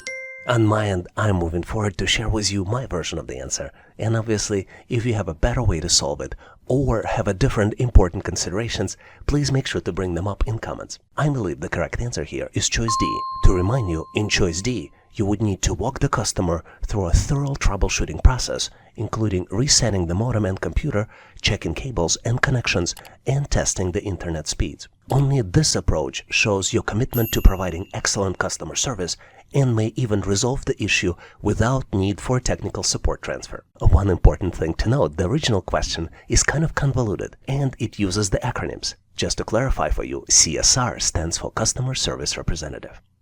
And now let's look at the incorrect choices A, B, and C, to see why they are incorrect. I think those options are incorrect because they only involve asking the customer to perform a single action and then transferring them to technical support. This approach may not resolve the issue and it may result in a customer having to wait longer for the resolution. Did you come up with the different answer? If you did, please make sure to post your answer, considerations, and thought process in comments. Here's a very interesting question on how to provide recommendation to your manager for the new product line. Your manager wants you to provide a recommendation on whether to continue investing in the new product line based on your analysis of the sales data. What is the best approach to analyze the sales data and provide the recommendation? You're presented with 4 different choices. Let's look at each one of them. Choice A, Conduct a simple analysis of the sales data and provide recommendation based on initial findings. Choice B. Conduct a comprehensive analysis of the sales data, including market trends and competitor data. Provide a recommendation based on your findings. Choice C.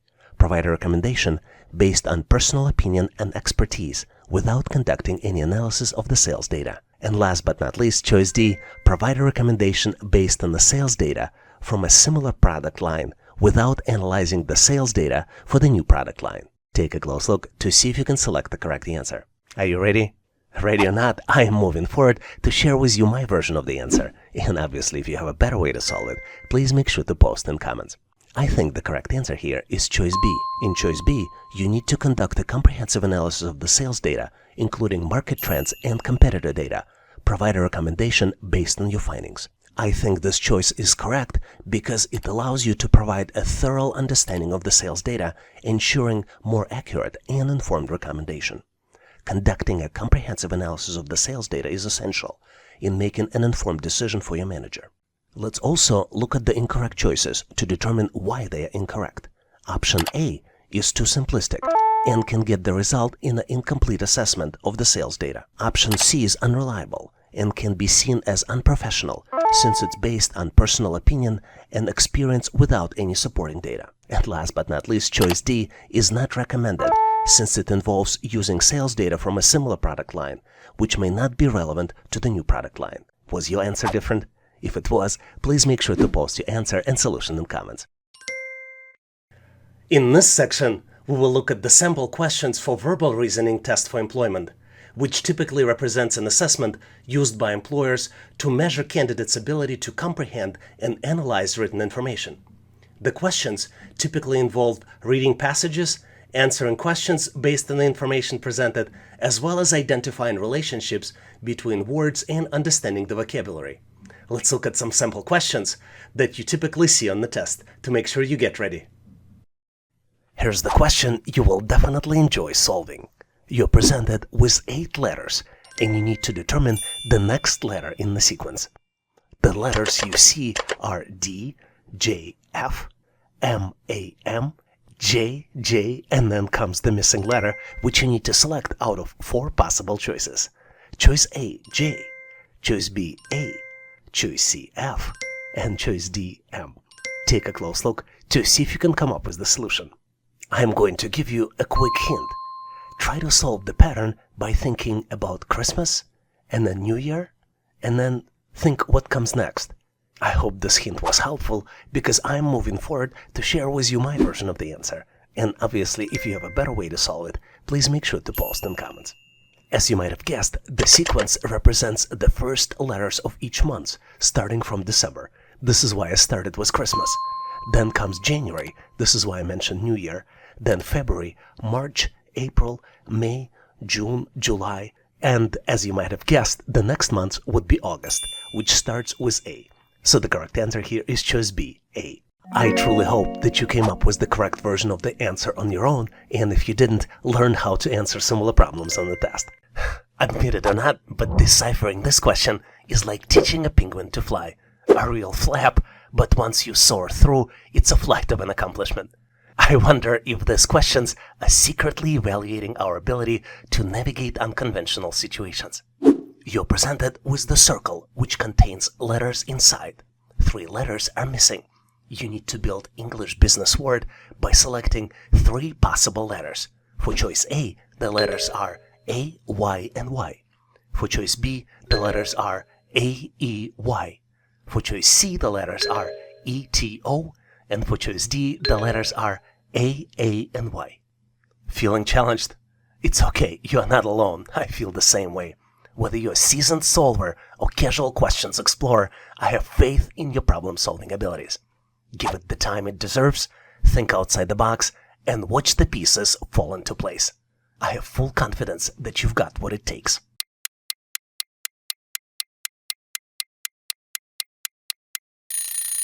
Are you ready with your solution? Still not ready? Let me give you a hint.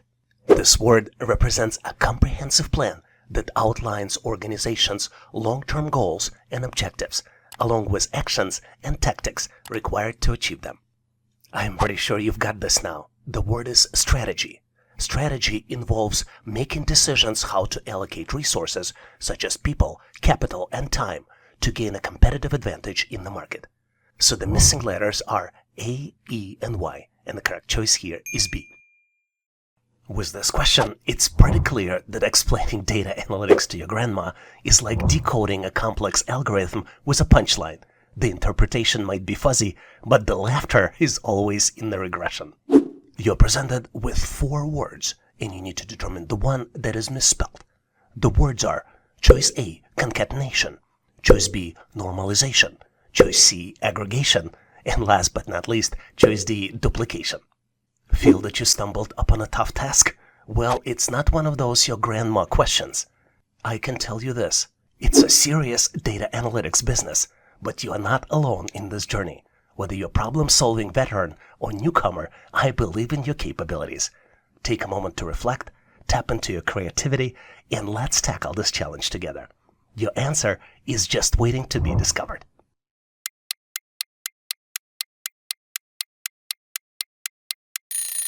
Are you ready with your answer? Let's move forward so we can sync up the solutions. To be able to best answer this question, let's understand the meaning of each word. Concatenation stands for merging or combining 2 or more things, such as datasets or strings, into a single entity. Normalization is adjusting and scaling data to a standard format or range for consistent analysis. Aggregation is summarizing or combining data to obtain overall insights or totals. And last but not least, duplication is creating identical copies of data or records within a dataset. I'm pretty sure you figured it by now. The misspelled word is choice C, aggregation. The correct spelling is A-G-G, 2 G's here in this word, R-E-G-A-T-I-O-N. Let's dive into the world of letters with this amazingly tricky question that not only evaluates your English alphabet knowledge, but also tests your analytical skills and your strategies for tackling challenges effectively. You're presented with 3x3 matrix. The matrix has letters inside. The first row has letters A, B, and D. The second row has letters B, D, and F. And then the third row has letters D, F, and then comes the missing letter, which you need to select out of 4 possible choices. Choice A, H. Choice B, D. Choice C, F. And last but not least, choice D, K. Take a close look to see if you can come up with the answer. I mentioned that this question is a little tricky, so let me give you a hint. Take a close look and consider why would some boxes, some squares in the matrix would be in gray and some would be in white. Was it helpful? I hope it was. I've unlocked my answer and I'm excited to unveil some hints for you to share the answer. Let's explore the solution together. And obviously, if you've came up with the different and more creative alternative solution or tips how to solve these types of challenges effectively, make sure to post them in comments. To answer this question correctly, let's look at our matrix from a little different dimension. Each letter here corresponds to a specific place in the alphabet, which can be represented by the number. For example, letter A equals 1, letter B 2, C 3, and etc. If we follow this logic, we can replace all letters in all 3 rows with the numbers. So for the first row, the numbers will be 1, 2, and 4. For the second row, the numbers would be 2, 4, and 6. And for the third row, the numbers will be 4 and 6, and then would be the missing number. The next step is to determine what's happening with the numbers and how to calculate the missing number. Remember I gave you a hint?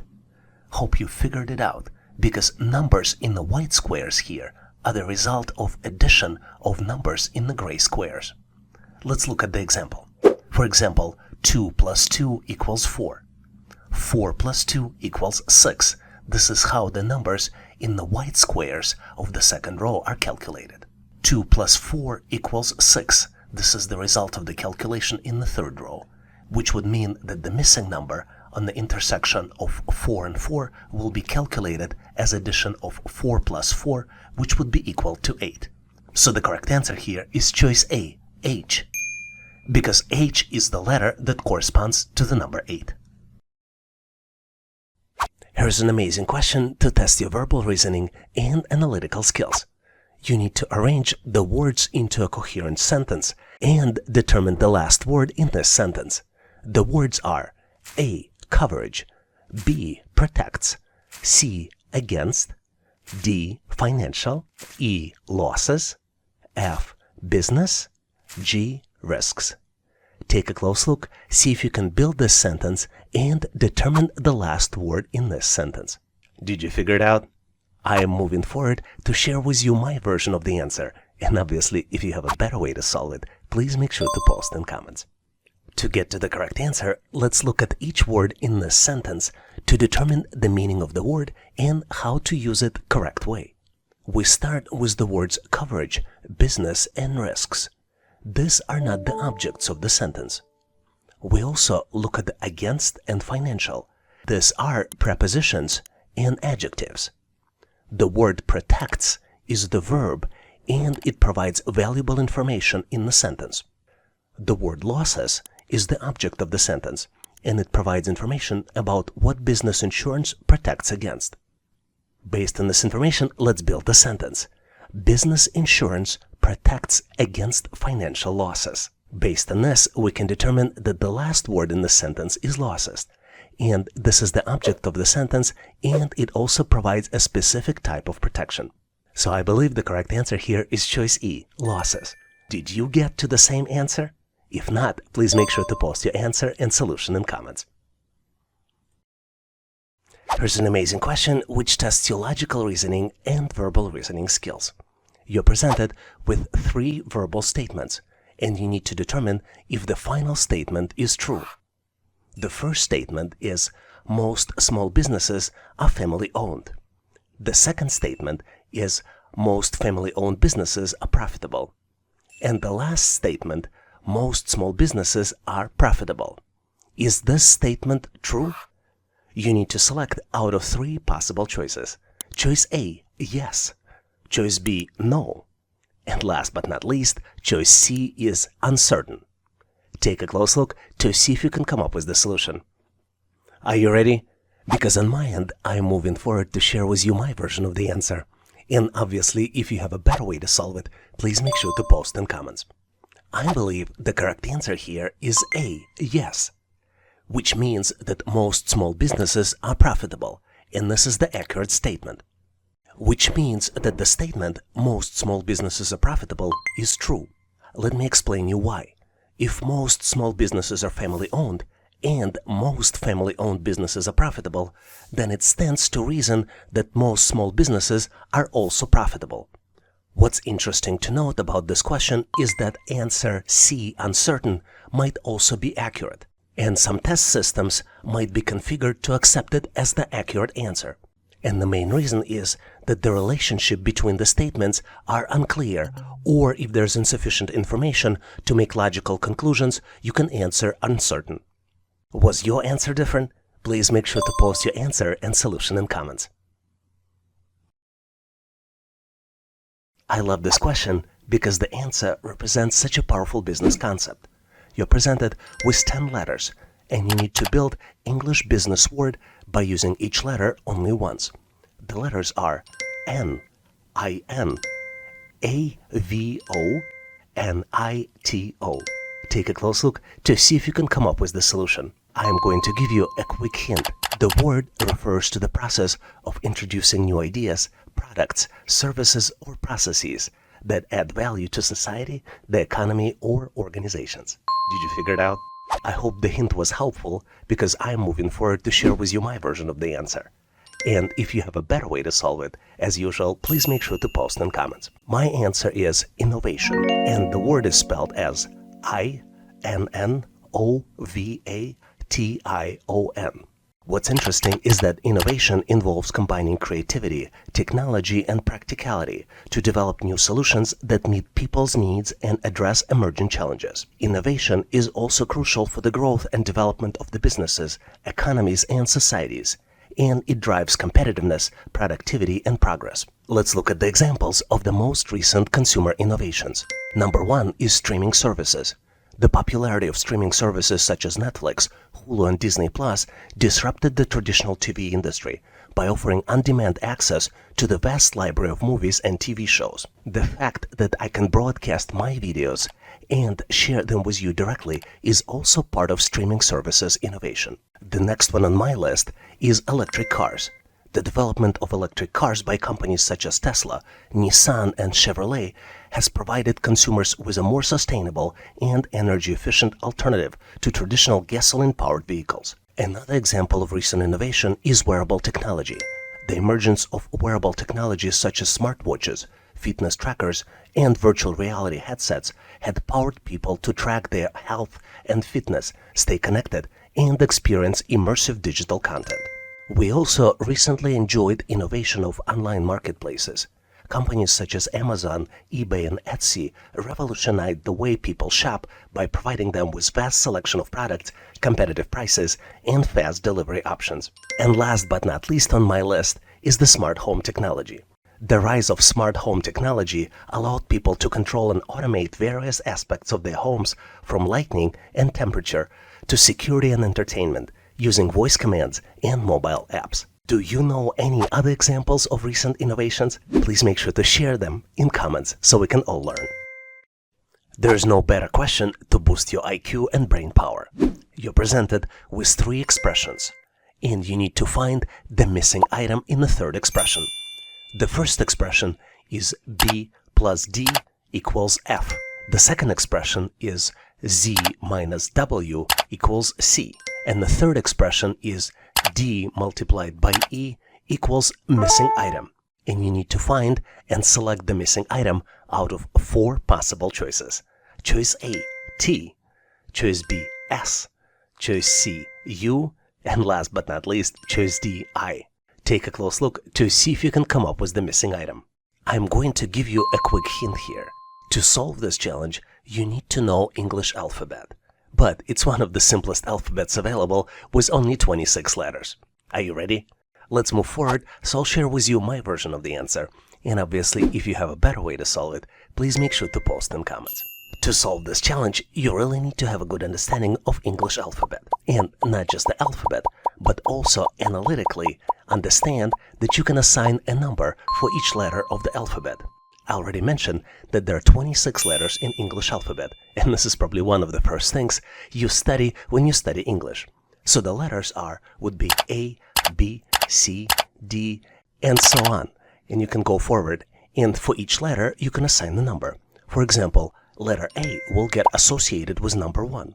Letter B will be associated with number 2. C with 3, D with 4, E with 5, and you can continue up to the letter Z, which would be associated with number 26.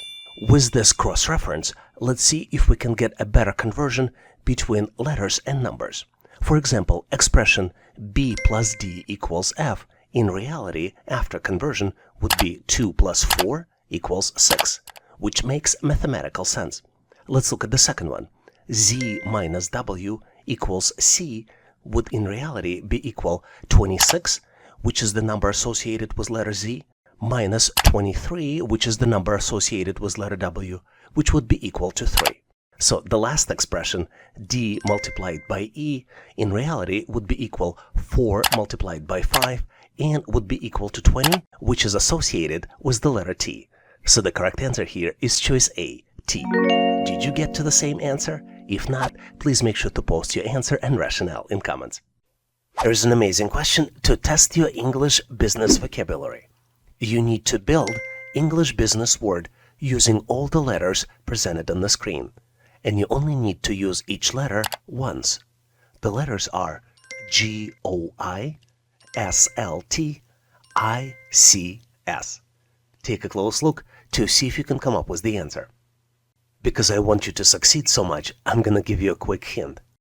The word represents the process of planning, implementing, and controlling the movements of storage of goods or materials from the point of origin to the point of consumption.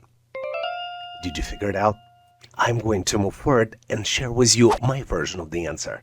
But if you have a better way or alternative way to solve it, please make sure to post in comments. The answer is logistics. The word is spelled as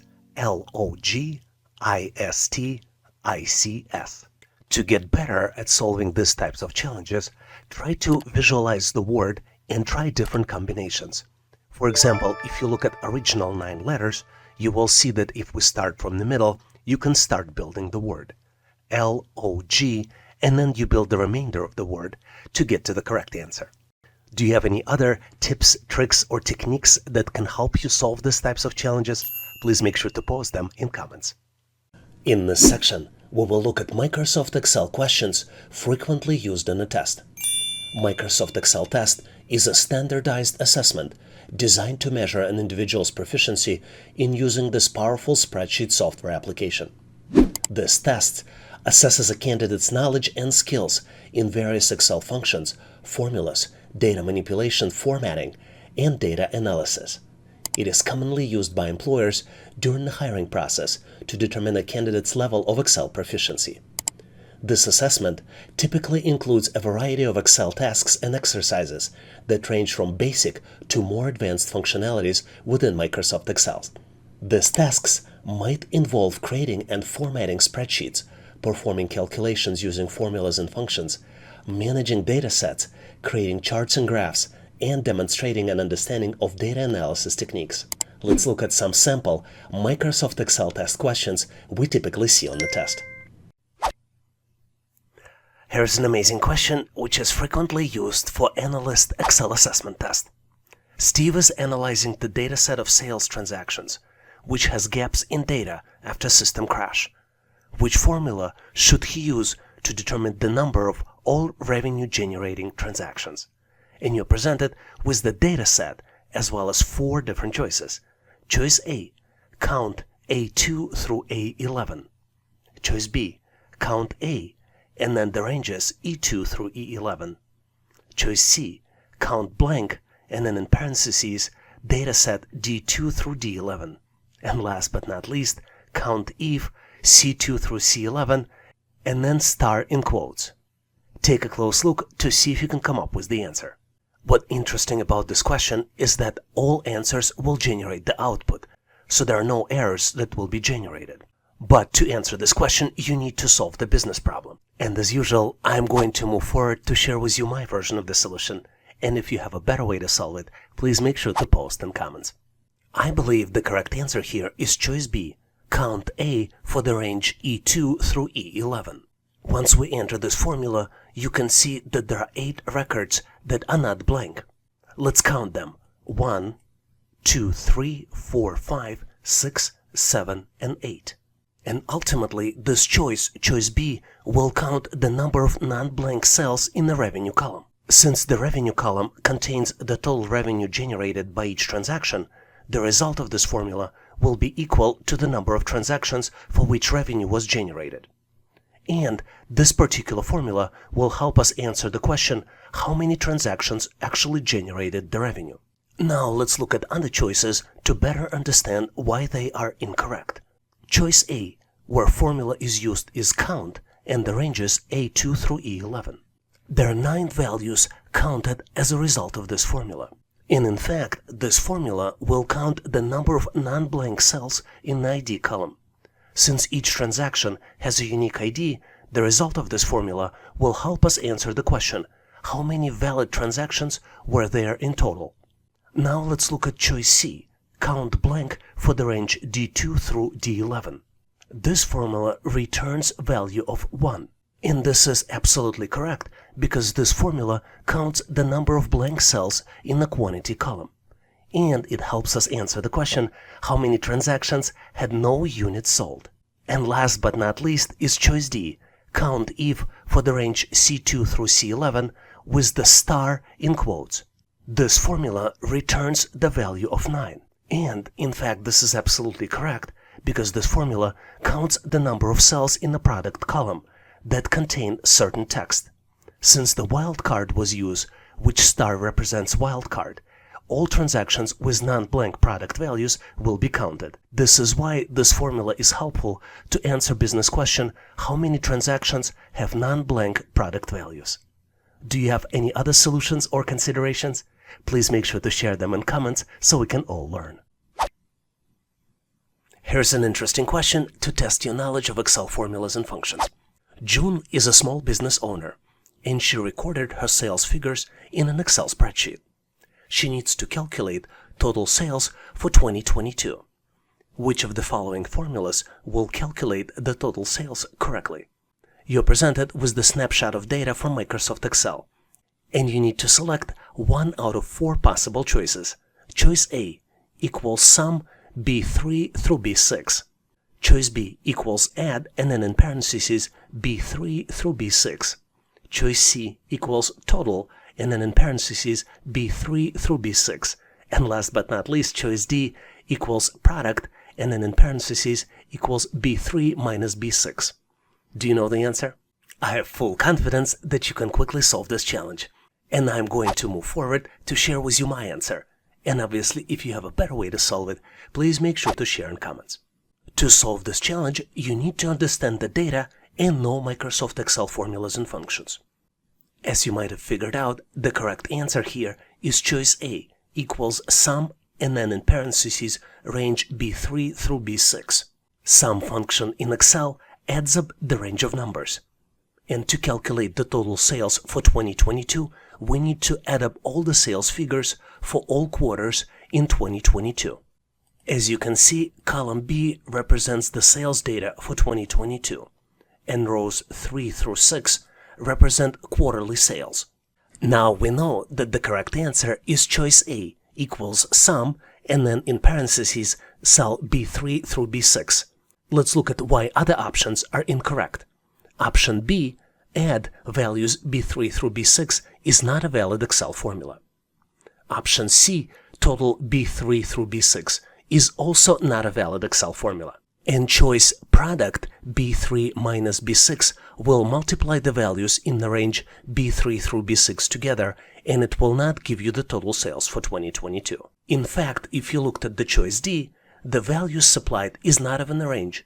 It's the difference between the values of B3 and B6, because we're supplying only one argument, which is the result of mathematical operation B3 minus B6. And in fact, the output of this function, product B3 minus B6, will be negative, because it's a result of a subtraction of 337 minus 439, and the end result will be negative 101.91. Do you have any other thoughts or considerations about this question? Please make sure to share them in comments. Here's an amazing question to test your knowledge of frequently used Microsoft Excel functions. Lakshmi needs to determine the smallest quarterly sales amount for 2023. Which of the following formulas can she use in Microsoft Excel to accomplish this? You're presented with the snippet of data, and you have 4 different choices to choose from. Formula min, and then you have values in parentheses table B3 through table E6. Choice B, min fs, and then value in parentheses B3 through E6. Choice C, min a, B3 through E6 in parentheses, and last but not least, choice D, min B3 through E6. Take a close look, maybe pause this video to see if you can come up with the solution. On my end, I'm going to jump to Microsoft Excel to share with you my version, and obviously if you have a better way to solve it, please make sure to post in comments. I believe the correct answer here is choice D, using min function and then in parentheses supplying argument B3 through E6. To understand the answer, let's look at the data. We have source data for quarterly sales located in the range B3 through E6. We have 4 salespeople on the left, and then we have quarterly sales represented in the row 2. Min function returns the minimum value in the range of cells, and it can be used to determine the smallest quarterly amount for 2023. Since the formula is correct and the range of cells selected is correct, min function will calculate the smallest amount, and smallest amount is equals 253.11. To reinforce the knowledge, let's also look at the incorrect answers to better understand why they are incorrect. Choice A is incorrect because it does not return the valid results. Let's try it. You see that the syntax is not correct. Choice B, min ifs function, sends the incorrect number of arguments into the function, and thus generates an error. You've entered too few arguments for this function. Choice C, on the other hand, min a function, has too many arguments and doesn't return any results. So the correct choice here is choice D, when we use the min function to find the smallest sales. Do you have any other suggestions? Please make sure to post them in comments. Here's an interesting question to test how well you know average formula as well as its variations. Isabella is trying to calculate the average new wave sales across all the regions. Which formula should she select? You're presented with the data set as well as 4 different choices. Choice A, average formula and parameters to supply C2 through C10. Choice B, average A formula and parameters supplied are C2 through C10. Choice C, average if formula and the values are C2 through C10 and the second parameters is greater than 0. And last but not least is average if S, and then as the arguments you see the range C2 through C10, second argument is range A2 through A10, third argument is not equal to D, fourth argument B2 through B10, and the last argument is not equals to south. Take a close look to see if you can come up with the right answer. And on my end, I am going to jump to Excel to show you my version of the solution. And obviously, if you have a better way to solve it, please make sure to post in comments. As you might have guessed, the correct answer is choice A. All you need to do is type the average formula and then select the data set C2 through C10 to calculate the average sales value for all the regions. What's interesting about choice B is that technically it is also a correct answer. Average A with the range C2 through C10 will also calculate the average sales, but it includes all the values in the range, even if they have text or errors. In this case, since all values in the range are numbers, the two functions, choice A and choice B, will give you the same result. What's interesting is that option C, average if with the values C2 through C10 and second parameter greater than 0, calculates the average of all sales that are greater than 0 and gives you the same result. But it's not a recommended option because the end result may not always be the same as average of all sales. And the last choice, option D, average if S with all the parameters that we supply, calculates the average sales for all products and regions, except for the product soda and except the values in the South region. This is more specific calculation than the average of all sales and does not represent the right answer. Did this question trigger some thoughts or considerations in your mind? Please make sure to share in comments so we can all learn. And now, here's the practice question for you. In this question, I'm not going to give you the answer, but instead, I'm going to ask you to post your solution in comments so I can give you my feedback. June is a small business owner, and she recorded her sales figures in Excel spreadsheet. She needs to calculate total sales for 2022. Which of the following formulas will calculate the sales correctly? You're presented with the data set and 4 different choices.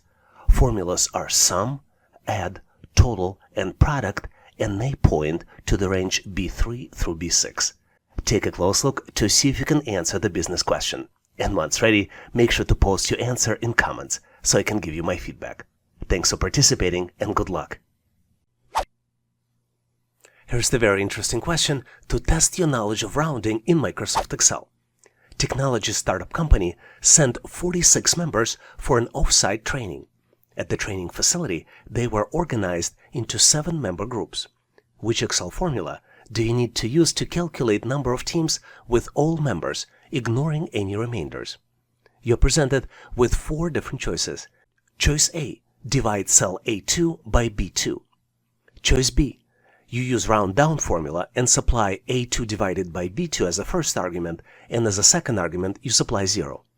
Choice C, you use round formula and then supply A2 divided by B2, and second argument you supply as 0. And last but not least, you use round up formula, and then in parentheses you supply division of A2 by B2 and second argument as 0. Take a close look to see if you can come up with the answer. Because on my end, I am moving forward to share with you my version of the solution. And obviously, if you have a better way to solve it, or have any other feedback or suggestions, please make sure to post in comments. I believe the correct answer here is choice B, round down. And the reason is because to solve this challenge, we need to use Excel formula which rounds the number down to the nearest integer. To simulate this scenario in Microsoft Excel, let's use round down formula. And you can see that it rounds a number down towards 0. And then let's supply arguments A2 divided by B2. And the second argument, which indicates how many digits we're rounding down to, would be 0. And then you see that the number of full-size teams is 6. If you don't trust Excel like I do, let's confirm the calculations by dividing the cell A2 by B2 without using any formulas. And you see that the number here that was calculated is 6.5714, and the full number is 6, which meets our criteria for original question. Do you have a better solution? Please make sure your version and rationale in comments. In this section, we will look at the logical reasoning questions that are used to evaluate candidates' ability to reason and draw logical conclusions from the information given. The questions on this type of test typically involve sequences of shapes and numbers, analogies, and deductive reasoning questions. Let's look at some sample logical reasoning assessment test questions to get you prepared. Here's a puzzling question for you, but I have full confidence that you can solve it quickly. You're presented with 4x4 matrix, and the numbers are, starting in the upper left corner, 9, 8, 3, 4. The second row numbers are 2, 9, 2, and then comes the missing number. The third row starts with 4, 6, 2, 0. And last but not least row is 7, 6, 2, and 6. You need to calculate the missing number. And you have 4 different choices to select from. Choice A, 2. Choice B, 5. Choice C, 6. And last but not least, choice D, 7. Take a close look to see if you can come up with the solution. Did you get to the right answer? I hope you did, because I'm moving forward to share with you my version of the solution. And obviously, if you have a better way to solve it, please make sure to post in comments. You're probably tired of hearing this in this channel, but to solve these types of challenges, you need to detect the pattern. And the pattern here is that the last 2 digits are equal to the sum of the first 2 digits multiplied by 2. Let's look at the example. The first row contains numbers 9, 8, 3, 4. And the expression here is that 9 plus 8 in parentheses multiplied by 2 equals 34. Based on this logic, the third number would be 4 plus 6 in parentheses multiplied by 2, which would be equal to 20, which represents the set of numbers 4, 6, and then 20. And then the last row would be 7 plus 6 in parentheses multiplied by 2, which would be 13 multiplied by 2, which would be equal to 26. So the missing number would be calculated as 2 plus 9 multiplied by 2 equals 22. So the correct answer here is choice A, 2. Did you get to the same answer? If you didn't, or maybe you got to a different answer, please make sure to post your version in comments. Here's a tricky problem which some might find challenging, but you, being a subscriber to this channel, will solve very easily. You're presented with 3 expressions. Each expression is of a different color. And one of the items in the third expression, which represented by the blue color, is missing. You need to select the missing item, which is currently question mark, out of 4 possible choices. Choices A, B, C, and D. Take a close look to see if you can come up with the answer. Consider pausing this video to see if you need more time to find the solution. On my end, I'm moving forward to share with you my version of the answer. And obviously, if you have a better way to solve it, please make sure to post in comments. To solve any challenge, the key is to find the pattern. And this question is no exception. The pattern here is rather unusual, but it still exists. And the pattern here is that there are 3 core shapes represented by objects in the first column. The core objects here are arrow pointing up, star, and the circle. And all remaining objects are just the variations which is created by merging core objects into another object. Let me demonstrate by starting with the red sequence. Red sequence is created by starting with arrow, merging arrow with the star and then merging the result with the circle. A yellow expression is created by starting with the star, merging it with the circle, and then merging the result with the arrow. And last but not least, blue sequence starts with the circle, completes the merger with the star, and then missing item can be created by doing another merger with the arrow. As you might have noticed, the objects here presented as expressions instead of being a sequence. There's no other reason to do it than just to confuse you. Did you get to the same answer? If not, please post your ideas, solution, and rationale in comments. I love this challenge because it tests your analytical skills and spatial reasoning skills so well. You need to find the resulting shape after the transformations. You're presented with the square that consists of different triangles of a different color. And you need to turn the original shape 90-degree clockwise 3 times. You have 4 different choices to select the shape after the transformations. Choice A, B, C, and D. Take a close look to see if you can calculate the final solution. Did you figure it out? Because I am moving forward to share with you my version and my way of solving it. And obviously, if you have a better way to solve it, please make sure to post in comments. To solve this challenge, you need to mentally turn the original shape 90 degrees 3 times. This is not easy to do because our brain is not really designed for this. But if we take one of the triangles and try to follow this triangle by turning the original square, this task might be much easier to accomplish. The caveat here is that we need to select triangles that are not symmetrical on both sides. For example, red triangles are symmetrical. You see red triangles on the left and red triangles on the right.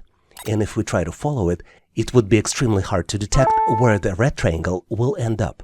But if we take green triangles, any one of them, or yellow triangles, they're much easier to follow. So let's do the turning. Let's take the original square and I am going to follow the green triangle on the left. Let's do the first turn 90 degrees. You see that the green triangle ended up on the top.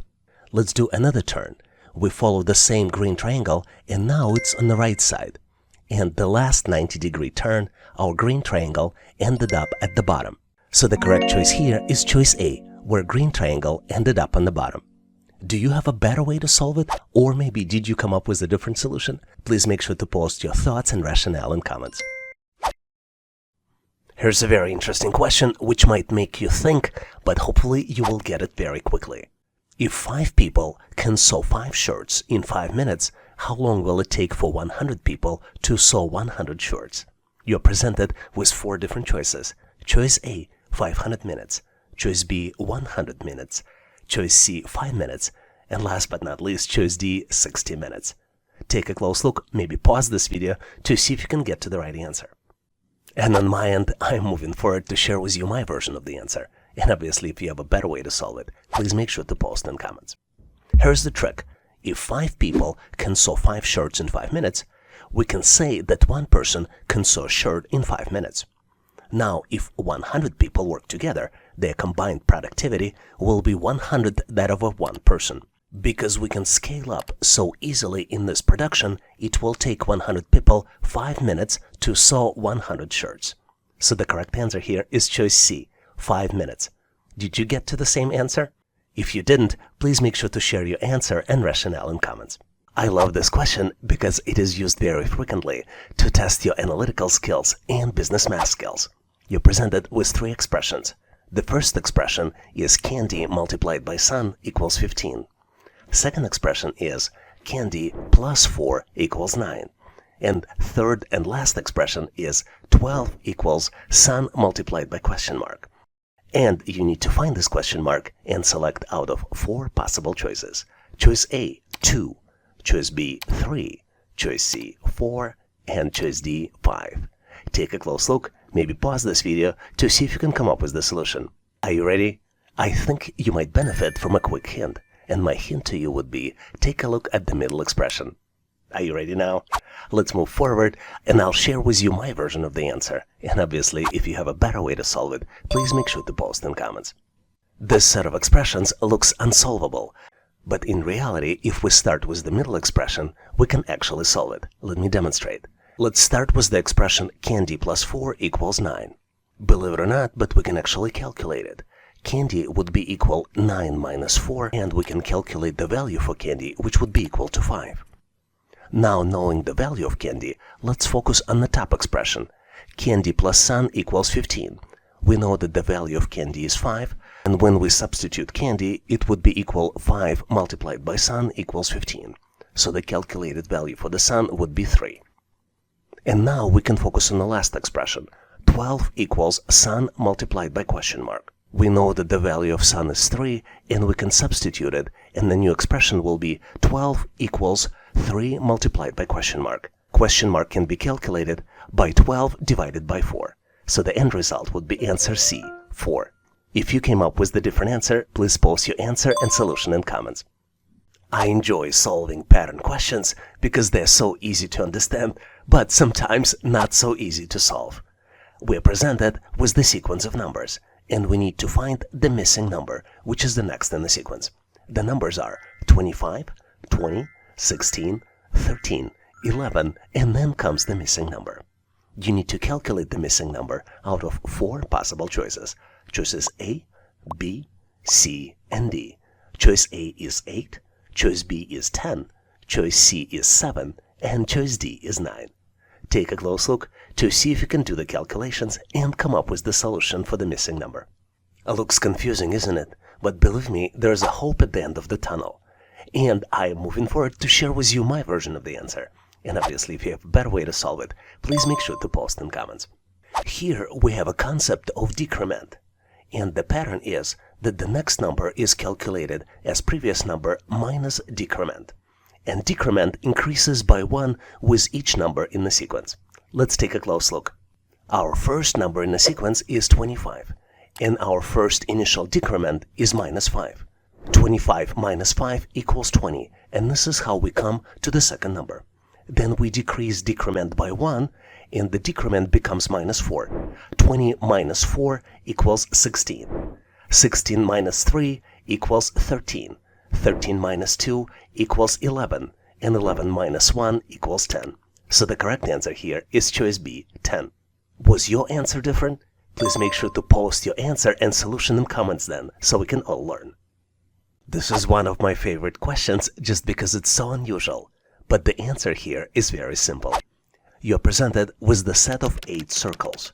6 of these circles are visible, and you need to select 2 missing ones. You have 4 different choices to find the missing circles. Choices A, B, C, and D. Take a close look to see if you can come up with the solution.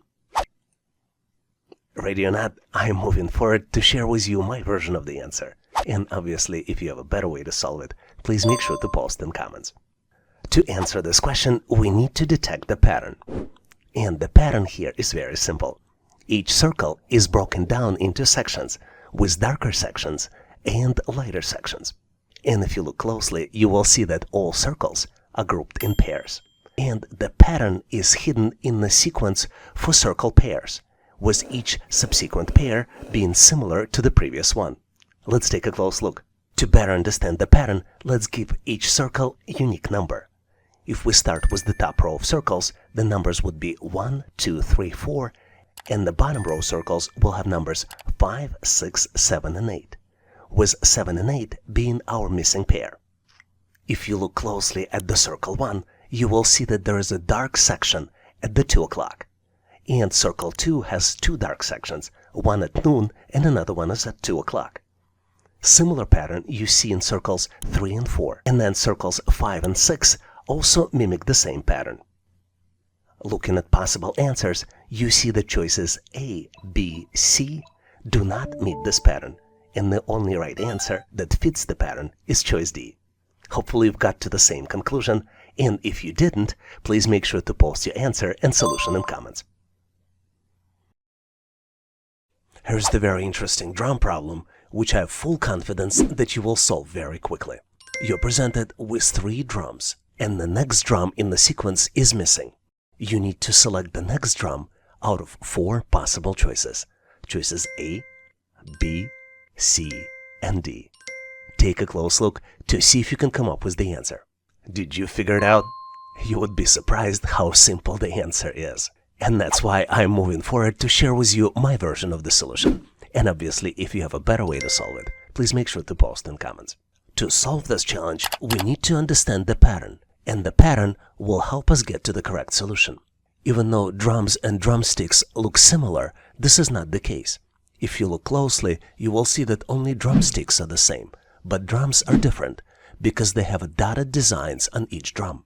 Let me assign a unique number to each drum in the sequence. We will reference these drums as 1, 2, 3, and then the missing drum we will reference as number 4. Let's look closely at drum number 1. On the top of the drum 1, dotted pattern consists only of the white dots, but as it continues, you see different colors. Let's follow these colors. We have white, yellow, blue, pink, purple, and green. If we go to drum number 2, you see that the dotted pattern shifts as it goes from left to right, and then this pattern restarts. For example, the last dot in the drum 1 is green, but then in drum 2, this green dot restarts the pattern. To get to the correct answer, we need to continue shifting the pattern and get to the correct pattern for drum number 4. And the correct pattern for drum number 4 will be pink, purple, green, white, yellow, and blue. And drum that matches this pattern will be choice C. Did you get to the correct solution? If not, please make sure to post your solution and rationale in comments. I love this question because it tests your spatial reasoning and analytical skills so well. You're presented with overlapping set of objects. We have in the picture pink square, red star, gray circle, yellow star, green circle, blue box, and pink diamond. In the middle of the picture, we have a gap where nothing is presented, and this gap is represented by the question mark. You need to fill the gap with one of 4 possible choices. Choices A, B, C, and D. Take a close look at the picture to see if you can fill the gap and find the missing object. I'm pretty sure you got it because I'm moving forward to share with you my version of the answer. And obviously, if you have a better way to solve it, please make sure to post in comments. The correct answer here is choice C. Let's confirm and verify it by moving this choice to fill the gap.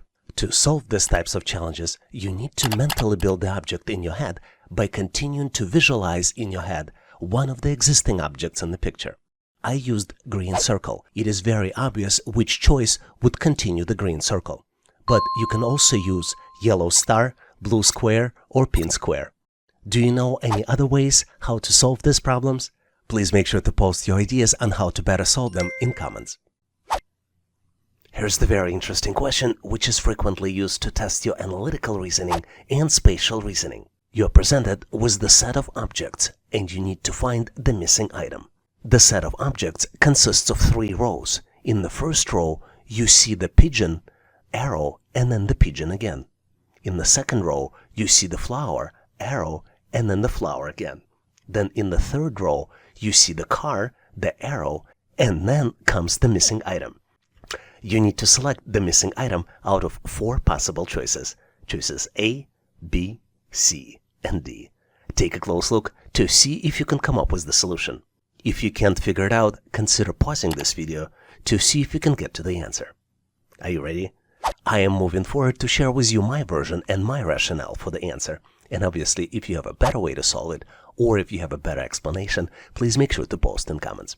The actual answer to the question is very simple, but the question was designed to confuse you. The objects that you see on the left of the arrow and on the right of the arrow are reflections of each other. What's interesting here is that the objects are mirror images reflected either horizontally or vertically. You determine the axis of reflection based not on the direction of the arrow, but based on the direction which is rotated 90 degrees to the direction actually shown. Let's look at the actual example. Because the direction of the first arrow in the first row goes from top to bottom, the pigeon actually is reflected horizontally, not vertically. And to get to the correct answer, you need to rotate the pigeon 180 degrees. Let's look at the second object. We see the flowers with the yellow flower being on the left. And once we do the conversion, basically vertical reflection because the arrow goes from left to right. we see that the yellow flower is now on the right. So the pattern here is that the arrow points to perpendicular direction of the actual reflection.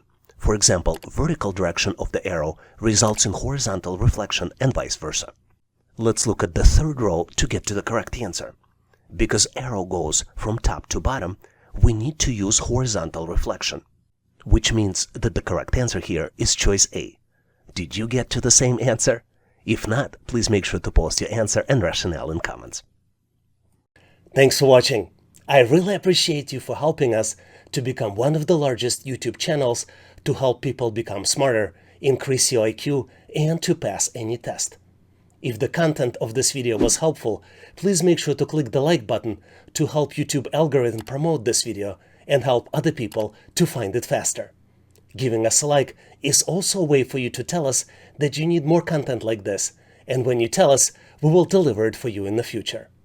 For links to free and premium resources, please check the description and comments of this video. You can also go directly to our website, howtoanalyzedata.net, to download the materials related to this topic. I really appreciate your endorsement, support, and patronage of this channel. And thank you for considering to become a member and considering to subscribe. Please leave feedback, suggestions, or corrections in comments. And all the best on your journey.